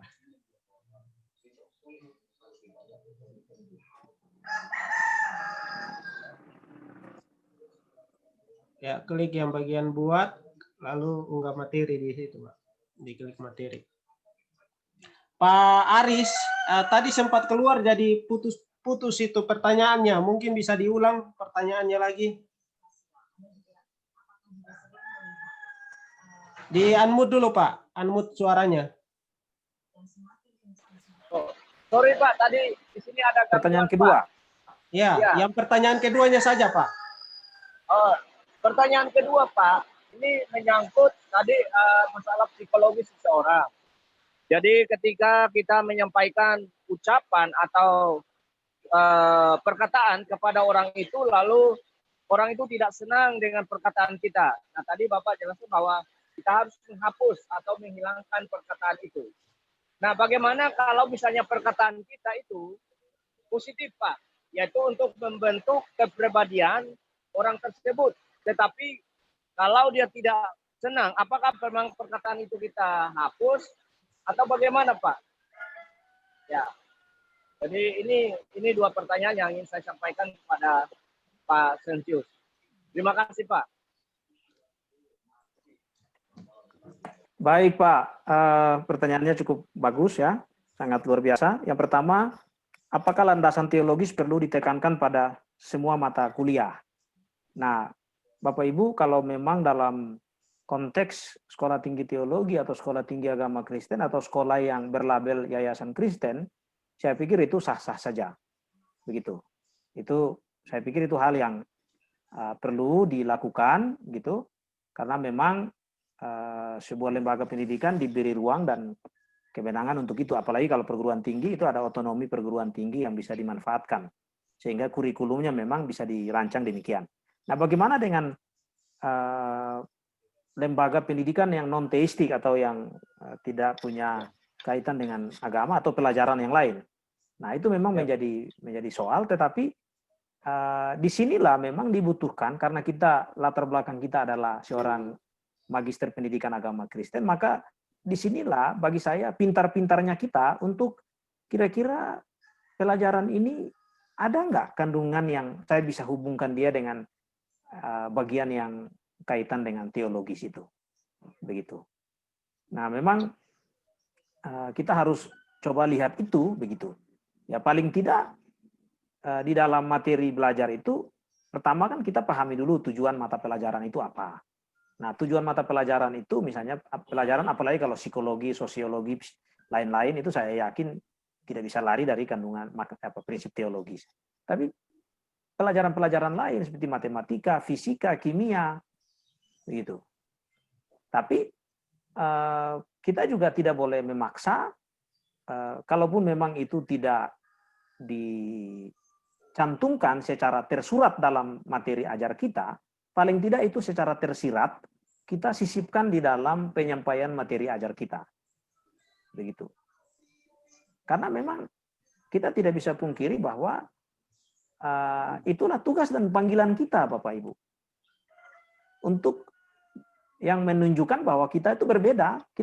Kita tuh berbeda. Kamu MPD, saya MPD, tapi saya beda dengan kalian. Beda kita itu di apa? Ya di situ, Bapak Ibu. Bagi saya, apalagi sekarang dengan gelar yang sudah sama, begitu ya, MPD sama. Ini kan susah, Pak, untuk kita bisa bedakan mana MPD yang agama dan mana yang tidak, Pak. Nah, kan kita susah, Pak. Makanya kita perlu pintar-pintar secara bijaksana begitu untuk bagaimana supaya kegiatan belajar kita itu jangan sampai kita sia-siakan bahwa ada prinsip teologis yang bisa kita sisipkan di dalam begitu. Pak Jeff, sebentar ya, pertanyaan kedua nanti saya. Ya.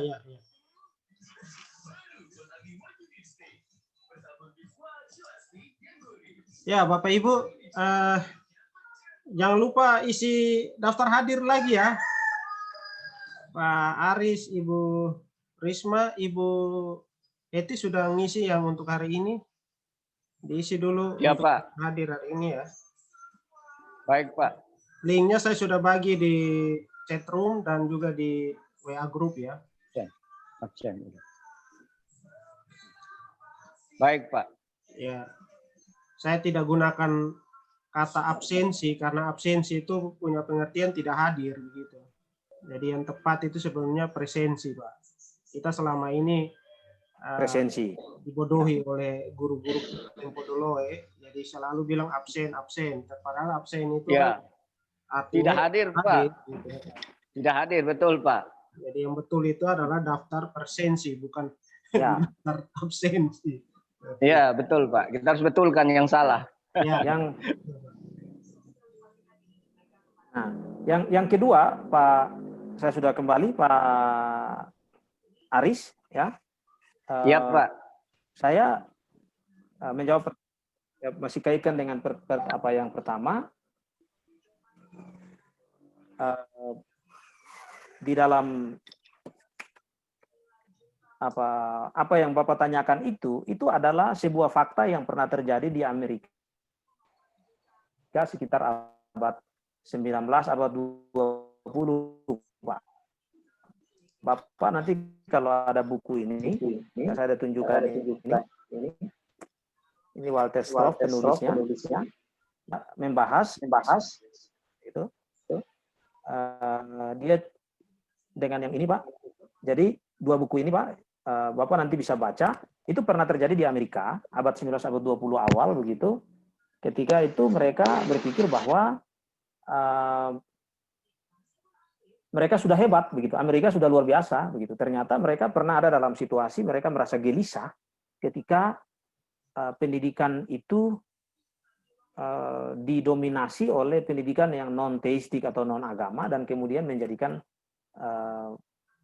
kegelisahan itu membuat pendidikan itu dianggap akan menjadikan Amerika negara yang bisa saja mengalami distorsi atau degradasi moral begitu. Nah, kita tidak sangkali saat ini di Amerika banyak orang ateis, Pak. Begitu. Nah, jadi itu kan kita tidak bisa sangkali bahwa itu bagian dari, apalagi kalau kita kaitkan misalnya pendidikan Kristen kita dalam kaitan dengan misi misalnya. Nah, itu kan berarti kita harus pintar-pintar di situ begitu. Bagi saya secara tersirat, kalau memang itu maksud saya secara tersurat dalam bahan ajar kita, kalau memang itu bisa, tapi kalau tidak tersurat paling tidak tersirat, Pak, dalam penyampaian kita karena kurikulum yang tersembunyi itu, Pak. Ya. Begitu. Itu yang pertama. Lalu yang kedua, perkataan yang kurang membangun tadi, bagaimana kita kan gunakan kata yang baik tapi ternyata tidak diterima dan bahkan dianggap itu tidak membangun begitu. Nah, dalam prinsip uang, Pak, dalam prinsip psikologi. Tapi kalau kita kaitkan dengan prinsip Alkitab dalam perspektif dalam konteks didaktikum begitu, maka kita mengerti bahwa walaupun penyampaian saya itu ini, tapi dasar saya adalah tujuannya supaya dia baik. Secara teologis saya punya niat yang baik, ya sudah, kita tidak harus merasa bersalah, Pak. Kalau orang psikologi sudah membuat orang itu tersinggung, tapi kita ulang terus, itu kita harus merasa bersalah kalau psikologi, Pak. Tapi kalau dalam didaktikum, kalau tujuan kita baik, apalagi dasar kita tujuan hati niat kita juga baik, berdasarkan prinsip Alkitab juga itu baik, tidak harus merasa terganggu, Pak. Jalan saja, Pak. Seperti misalnya tadi saya singgung, saya nulis itu Pak Jeffrey sudah tahu, itu artikel saya, itu kan orang sekarang bilang kalau pukul anak itu, disiplin anak, apalagi kalau anak nakal, kita pukul itu kan dianggap jahat. Psikologi kan bilang itu tidak boleh, Pak. Humanistik bilang tidak boleh, Pak, karena manusia itu baik, kan begitu. Saya bilang di dalam Amsal, justru kalau tidak pukul anak itu kita tidak sayang anak, Pak. Nah, sekarang kita mau pakai Alkitab atau pakai psikologi, Pak? Gitu. Karena Alkitab, Amsal 13 ayat 24, harus pakai rotan, Pak, untuk menunjukkan bahwa kita itu sayang anak kita, Pak. Nah, tapi yang seperti apa, Pak? Makanya kan harus dengan kasih yang melimpah, kan begitu, Pak. Dan tepat pada waktunya. Sehingga juga tidak membawa kita menjadi orang yang arogan dalam tugas sebagai seorang pengajar. Begitu, Pak. Kurang lebih mungkin begitu, Pak, yang saya bisa anggapi, Pak. Iya, Pak. Ya kadang begini, Pak. Kadang ada contoh kasus, misalnya ada peserta didik kita, misalnya dia katakanlah dia cacat, Pak. Dia lahir cacat. Lalu kita di dalam firman Allah kan kita katakan bahwa Tuhan menciptakan manusia itu serupa dengan segambar Allah. Artinya dia diciptakan sempurna. Tetapi mungkin dia merasa bahwa saya mana bisa kamu katakan seperti itu. Kalau memang seperti itu, kenapa saya cacat? Kenapa saya ini? Nah, itu kadang-kadang seperti itu. Jadi kayaknya kata-kata kita itu dia tidak senang. Seperti itu, Pak. Nah, itu bagaimana sikap kita supaya kita mengubah itu menjadi sesuatu yang memang dia harus percayai itu.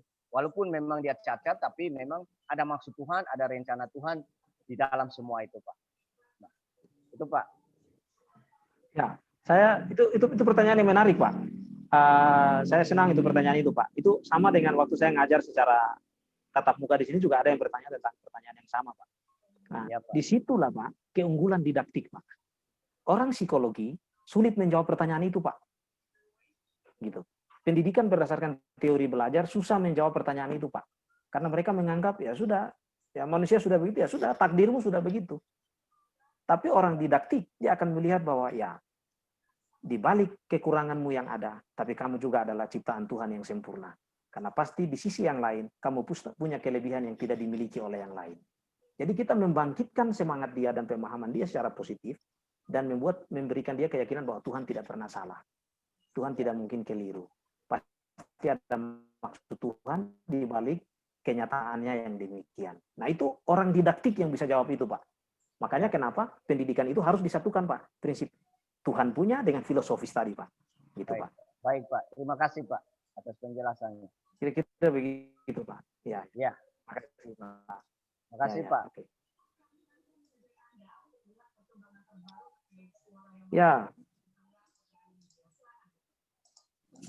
Belum lengkap kalau Bu Heti belum bertanya ya. Ya. Maaf saya tadi masuk terlambat, tapi saya mengikuti.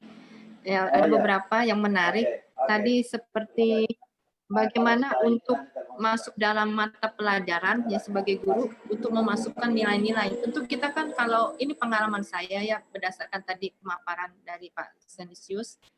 Kami kan mempunyai kurikulum yang adopsi dari, karena kita sekolah Kristen tentunya yang tidak masalah. Ya, karena kita adopsi nilai-nilai Kristen dalam setiap mata pelajaran dan itu gurunya pun di training, Pak. Jadi bagaimana walaupun dia guru PKN, walaupun dia guru matematika, tetap nilai-nilai kekristenan itu dimasukin. Ya, karena kami mengadopsi juga memasukkan dengan dari yayasan nilai-nilai kekristenan. Tentu ini kan sebuah, memang kan kita kan panggilan Tuhan. Kita sebagai pengajar Kristen itu membedakan dengan guru-guru lain begitu, Pak. Nah, mungkin ini ada permasalahan mungkin kalau di sekolah negeri seperti itu. Karena kan kurikulumnya tidak bisa digabungkan begitu, Bapak. Maksudnya mungkin ini yang mungkin jadi masalah, mungkin yang di luar sekolah, misalnya kita mau membagikan tapi ini kan sekolah yang umum yang bukan di bawah yayasan Kristen gitu, sekolah Kristen. Itu mungkin saya tambahkan. Mungkin ada masukan begitu. Baik, Bu. Saya itu menarik, Bu. Di mata kuliah kita, Ibu, di kurikulum kita, di mata kuliah kita di sini itu waktu saya dengan Pak Jeffrey rancang itu ada satu mata kuliah kita itu namanya itu Pak dalam Masyarakat Majemuk, begitu.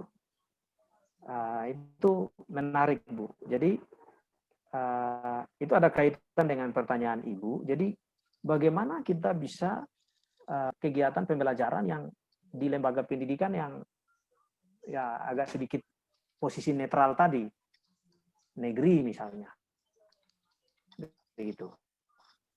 Nah, di sini kan memang kita harus sebijak mungkin begitu. Inti jawaban saya adalah ya sudah, kita mau seperti apapun kita tidak bisa hilangkan ciri khas kita, tapi jangan sifatnya itu memaksa atau mengharuskan begitu.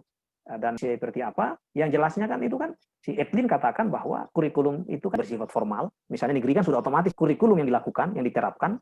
Artinya kurikulum diterapkan itu artinya bagaimana sekolah itu membuat ada muatan lokal, ekstrakurikuler dan lain-lain begitu. Lalu yang ketiga ada kurikulum yang tersembunyi begitu, dan itu adalah kewenangan guru begitu. Kewenangan guru ketika ada dalam kelas, sehingga itu disebut kurikulum yang tersembunyi begitu. Nah, di dalam kewenangan guru inilah ya porsi kita dalam memasukkan nilai-nilai kekristenan itu kita bisa sesuaikan di situ. Tentu secara bijaksana, sejauh itu tidak menyinggung penganut agama yang lain, kan begitu, Bu. Makanya kan Pak dalam masyarakat Majemuk bagaimana kita lihat keseimbangan sehingga orang tidak menilai kita mengkristenisasi orang di dalam sekolah Kristen, sekolah negeri misalnya. Tapi paling tidak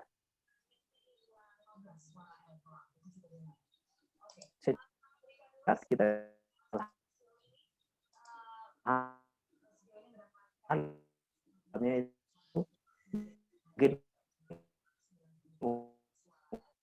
umum.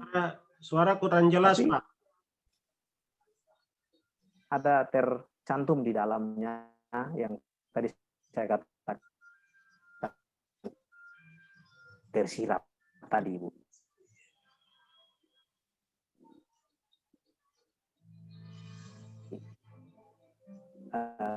Tidak tersurat dalam perangkat mengajar kita, tapi dia tersurat dalam penyampaian.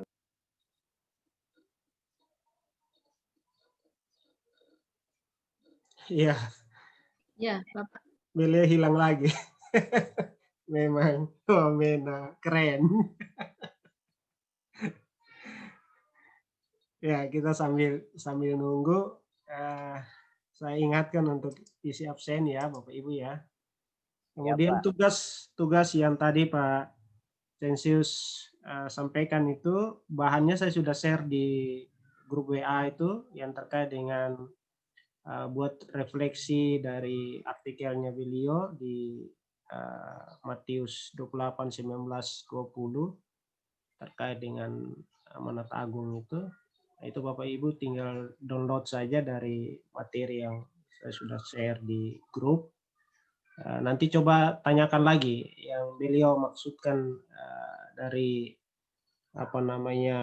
tugas itu, apakah hanya refleksi seperti kemarin buat resensi atau seperti apa. Jadi, karena tadi saya tidak sempat ikut juga, makanya tadi Ibu Esti tanya saya belum bisa jawab baik gitu.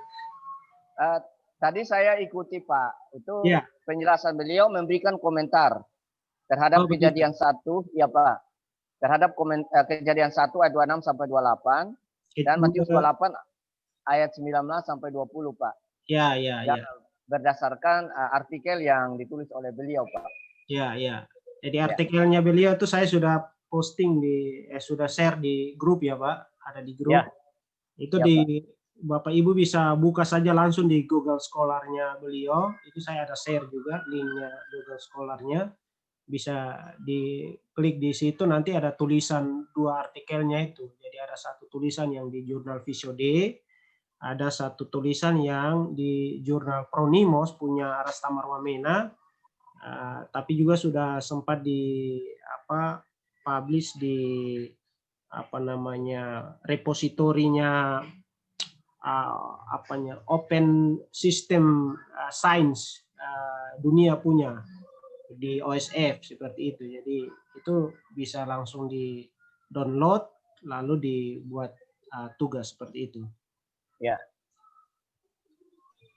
Saya mau tanya Pak Jeffrey, Ya, ya. mungkin dengan Pak Arius ya, itu tugas yang kemarin itu kan sudah dikirim, itu maksudnya ada komentar dari Pak Senisius kan tidak ya? Karena saya tidak terima komentar, kan kita kan mau tahu juga yang kemarin. Sudah dinilai itu Bu, nanti Ibu tinggal buka aja Classroom, sudah ada nilai itu Bu. Lihatnya di mana kok saya Saya tidak kasih ada komentar nih. sedikit ya.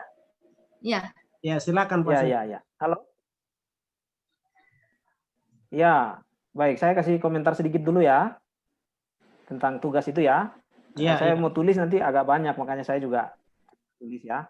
Kalau punya Pak Aris itu, Pak Aris bukan hanya singkat Pak. Bapak lihat itu poin-poinnya itu kan paling tidak Bapak jangan fokus ke paknya saja Pak, tapi kan di dalam itu ada banyak sekali item-item yang dibahas itu. Bapak lihat garis besar saja, jadi akhirnya saya lihat padahal kan itu ada misalnya pendidikan dalam kaitan dengan hak asasi manusia, pendidikan dalam kaitan dengan apa itu hal-hal yang itu ada berapa, itu kan bunga rampai itu banyak penulis-penulis itu. Nah konsep-konsep inti-inti mereka itu kalau bisa Bapak pelajari lagi sehingga nanti kalau ke depan Bapak kolokium atau seminar dengan orang lain, Bapak kaya materi, itu tujuan. Nah itu Bapak tolong lengkapi. Kalau punya Ibu yang di ini Ibu Hesti, saya pikir sudah lumayan ya, bagus Bu. Tapi Ibu itu pengetikannya saja yang memang harus lebih dirapikan. Kadang-kadang Ibu belum bisa membedakan ini satu paragraf, ini masih satu kalimat dipisah-pisah begitu Bu, itu perlu dilengkapi, dibikin baik. Sudah, ini kan kuliah magister Bu, jadi bagaimana memparafrase itu kan kita harus membangun sebuah paragraf ke paragraf yang lain itu harus betul-betul memenuhi unsur secara tata bahasa, biar kalau itu dipublish atau itu ke depan orang lihat juga itu kan oh memang tidak sia-sia nih dia kuliah S2 ada sesuatu yang berbeda. Jadi jangan dipenggal-penggal kalau itu memang belum paragraf yang lain begitu. Itu untuk Pak Aris juga sama. Kalau bisa dalam menulis itu, dalam membuat itu, karena itu kalau Bapak Ibu bagus itu Bapak Ibu bisa buat resensi dan kirim Bapak Ibu ke jurnal-jurnal, itu orang laku sekali itu, dan Bapak Ibu bisa dapat kum di sana, bisa dapat pengakuan di sana. Jadi kalau belum satu paragraf jangan dibuat dia. Jadi kita membangun bagaimana satu kalimat paragraf itu kan terdiri dari paling tidak kan ada satu ide pokok, entah di awal, di tengah atau di akhir kan begitu. Lalu paragraf itu intinya apa, kaitan ke bawahnya apa. Jadi dia harus runut Bu. Nah saya lihat Pak Aris sama Ibu runusitasnya itu yang belum terlalu terarah. Kalau Ibu Heti, jangan marah Bu ya, namanya komentar dosen kan objektif, bukan karena ada apa-apa ya. Ibu itu kalau belum satu paragraf jangan dipenggal-penggal Bu, biar dia utuh dan kelihatan dia memang sebuah resensi yang baik begitu. Pak Aris juga hanya itu catatan saya Pak, harus lihat buku itu secara utuh ya Pak Aris, jangan hanya ambil poin-poin awal begitu. Nah, sehingga itu lalu juga sama dengan yang punya Ibu Hesti tadi, dan Pak Aris tolong juga sama itu. Ya Pak. Satu paragraf itu juga jangan banyak tapi tidak ada kandungan, tidak ada isi. Begitu. Jadi penilaian saya kurang lebih itu seperti begitu. Dan saya lihat kedua Bapak dan Ibu sudah bagus dalam membuat komentar di akhirnya bahwa oh ini positifnya, ini kekurangannya, saya lihat sudah bagus. Makanya saya kasih nilai juga sudah dalam posisi, kalau di S2 itu sudah posisi nilainya itu sama kok, itu 1A, 1 amin itu. Sudah ada A itu kalau saya tidak salah itu. Itu Pak Jeffrey yang tahu itu standar nilai itu, tapi nilai yang saya kasih itu sudah nilai yang baik. Karena saya lihat komentar Bapak Ibu di bagian akhirnya tanggapannya sudah dua-duanya baik. Terima kasih Bapak. Makasih. Terima kasih Pak. Terima kasih. Ya, nilainya sudah ada itu ya Bu ya. Bu sama Bapak ya sudah bisa dilihat di bagian poinnya. Itu kan ada poin, ada poin yang 100, kalau di sampingnya misalkan kalau kita dosennya kasih nilai 80 ya berarti 80/100 itu. Nah, yang nilainya itu nilainya kita ya 80 itu. Iya Pak. Terima kasih Pak. Kalau di roomnya saya ya itu lebih lengkap karena dia tersusun rapi seperti itu. Kalau hanya siswa punya ruangan ya dia hanya bisa lihat saja, dia punya khusus begitu. Kalau di punya saya kan saya bisa lihat semua. Gitu. Oke, terkait dengan tugas yang tadi Pak Sensius, tugas yang hari tadi ini, Pak. Bapak bilang terkait dengan Matius itu bagaimana, mungkin dijelaskan ulang karena tadi Ibu Heti tidak sempat ikut baik itu. Ya, baik. Tugasnya itu ada 2, tapi jangan lihat dulu artikel saya. Artikel saya itu nanti di pertemuan terakhir kita. Di pertemuan terakhir kita nanti kita akan lihat didaktik dari Kejadian sampai Wahyu. Iya. Begitu. Jadi jangan dulu Artikelnya lihat saya artikel, udah. boleh lihat baca-baca tapi jangan komentari dulu. Iya, iya. Ya, jadi tugasnya itu jangan Bapak Ibu lihat artikel, Bapak Ibu baca saja Alkitab di Kejadian 1 ayat 26, 27, 28 dan Matius 28 ayat 29 dan 20. Berikan komentar minimal setengah halaman, begitu, minimal setengah halaman, jangan lebih ya, dan maksimal 1 halaman. Apa yang Bapak Ibu bisa dapatkan di sana tentang pendidikan. Begitu.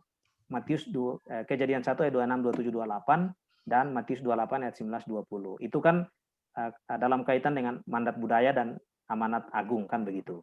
Nah itu.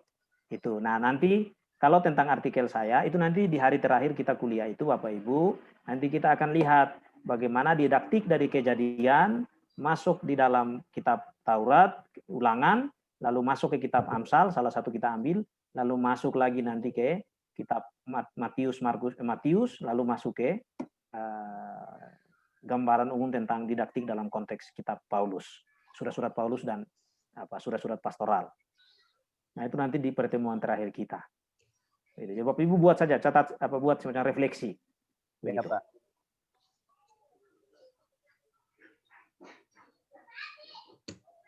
Oke, sip.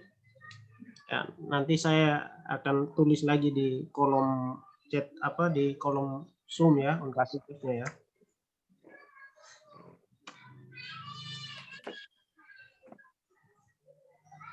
Ya, mungkin ada lagi yang mau bertanya, silakan, kita masih punya waktu tinggal 5 menit saja sih. Karena setelah ini Pak Sensius ada pelayanan lagi. Ya, saya ada pelayanan pas jam 2:30 itu saya ada pelayanan di gereja, Bapak Ibu. Tapi paling tidak kuliah kita, saya pikir intinya hari ini Bapak Ibu sudah dapat intinya. Yang hari pertama itu intinya adalah kita tahu dulu didaktika itu apa. Yang kedua hari ini adalah bagaimana kita memahami prinsip belajar mengajar dari dalam perspektif Alkitab dan psikologi belajar. Nanti besok kita hari Jumat ya Pak Jeff ya? Jumat atau Kamis ya? Jumat. Besok mereka Oke, Jumat itu nanti kita akan belajar. Besok kesempatan untuk kerja tugas hari ini. Ya, Pak. Ya. Oke. Apakah ada pertanyaan lagi atau tidak? Mantap. Pak Jeffrey, apakah slide yang beliau sampaikan tadi bisa dikirim ke kami, Pak? Ya. Nanti sebentar. Nanti saya kirim di Google Classroom ya. Nanti saya kirim di Classroom. Kalau saya agak kesulitan mengirim karena jaringan dan lain-lain, maka saya akan kirim ke Pak Jeffrey, lalu Pak Jeffrey akan kirim. Baik, Pak. Terima kasih, Pak. Terima kasih. Ya. Baik. Ya. Ibu Heti, ada pertanyaan? Ibu Risma, ada dengar kah atau lagi mengajar ini? Karena ini kita kesulitan cari waktu karena di salah-salah waktu ini ya sebetulnya bisa kuliah malam, hanya jaringan Wamena yang sedikit kesulitan. Kecuali nanti kalau dosen di luar Wamena ya kita bisa atur waktu untuk yang malam saja seperti itu. Ya. Baik. Kalau tidak ada lagi mungkin kita cukup. Tutup sudah ya, kita tutup kegiatan kita hari ini. Mungkin Ibu Hesti bisa pimpin doa penutup kita di hari ini. Baik, mari Bapak Ibu, sebelum kita akhiri kita tutup dengan doa. Bapa di surga, kami ucap syukur buat pertemuan di siang ini Tuhan. Terima kasih untuk berkat, bukan hanya pengetahuan, tapi kami juga boleh mendengar beberapa pemaparan yang terus membangkitkan kami sebagai tenaga pendidik secara khusus untuk terus memegang misi amanat agungnya Tuhan dalam tugas pelayanan kami masing-masing Tuhan. Berkati hamba-Mu Pak Sensius Tuhan dalam tugas pelayanan di Wamena, berapi itu hikmat-Mu bertambah-tambah, sehingga semakin terus hamba-Mu menjadi berkat, bahkan juga Pak Jeffrey dan juga semua staf Rastamar yang ada, juga Pak Aris, Tuhan memberkati, Ibu Risma dan pelayanan juga, Tuhan memberkati kami semua. Di dalam nama Yesus kami bersyukur untuk pertemuan di siang ini. Haleluya. Amin. Amin. Terima kasih. Ya, salam. Amin. Terima kasih Ya. banyak. Salam. Kita, Terima kasih ya Bu Heti. Terima Ya, dan- kasih. kita ketemu Aris. lagi hari Jumat Ya, ya, Pak. di Salam, waktu yang Pak. sama ya. Ya, Ya, Salam, terima kasih salam. Pak Terima J. kasih. Ya, salam, salam. salam. Ya, salam.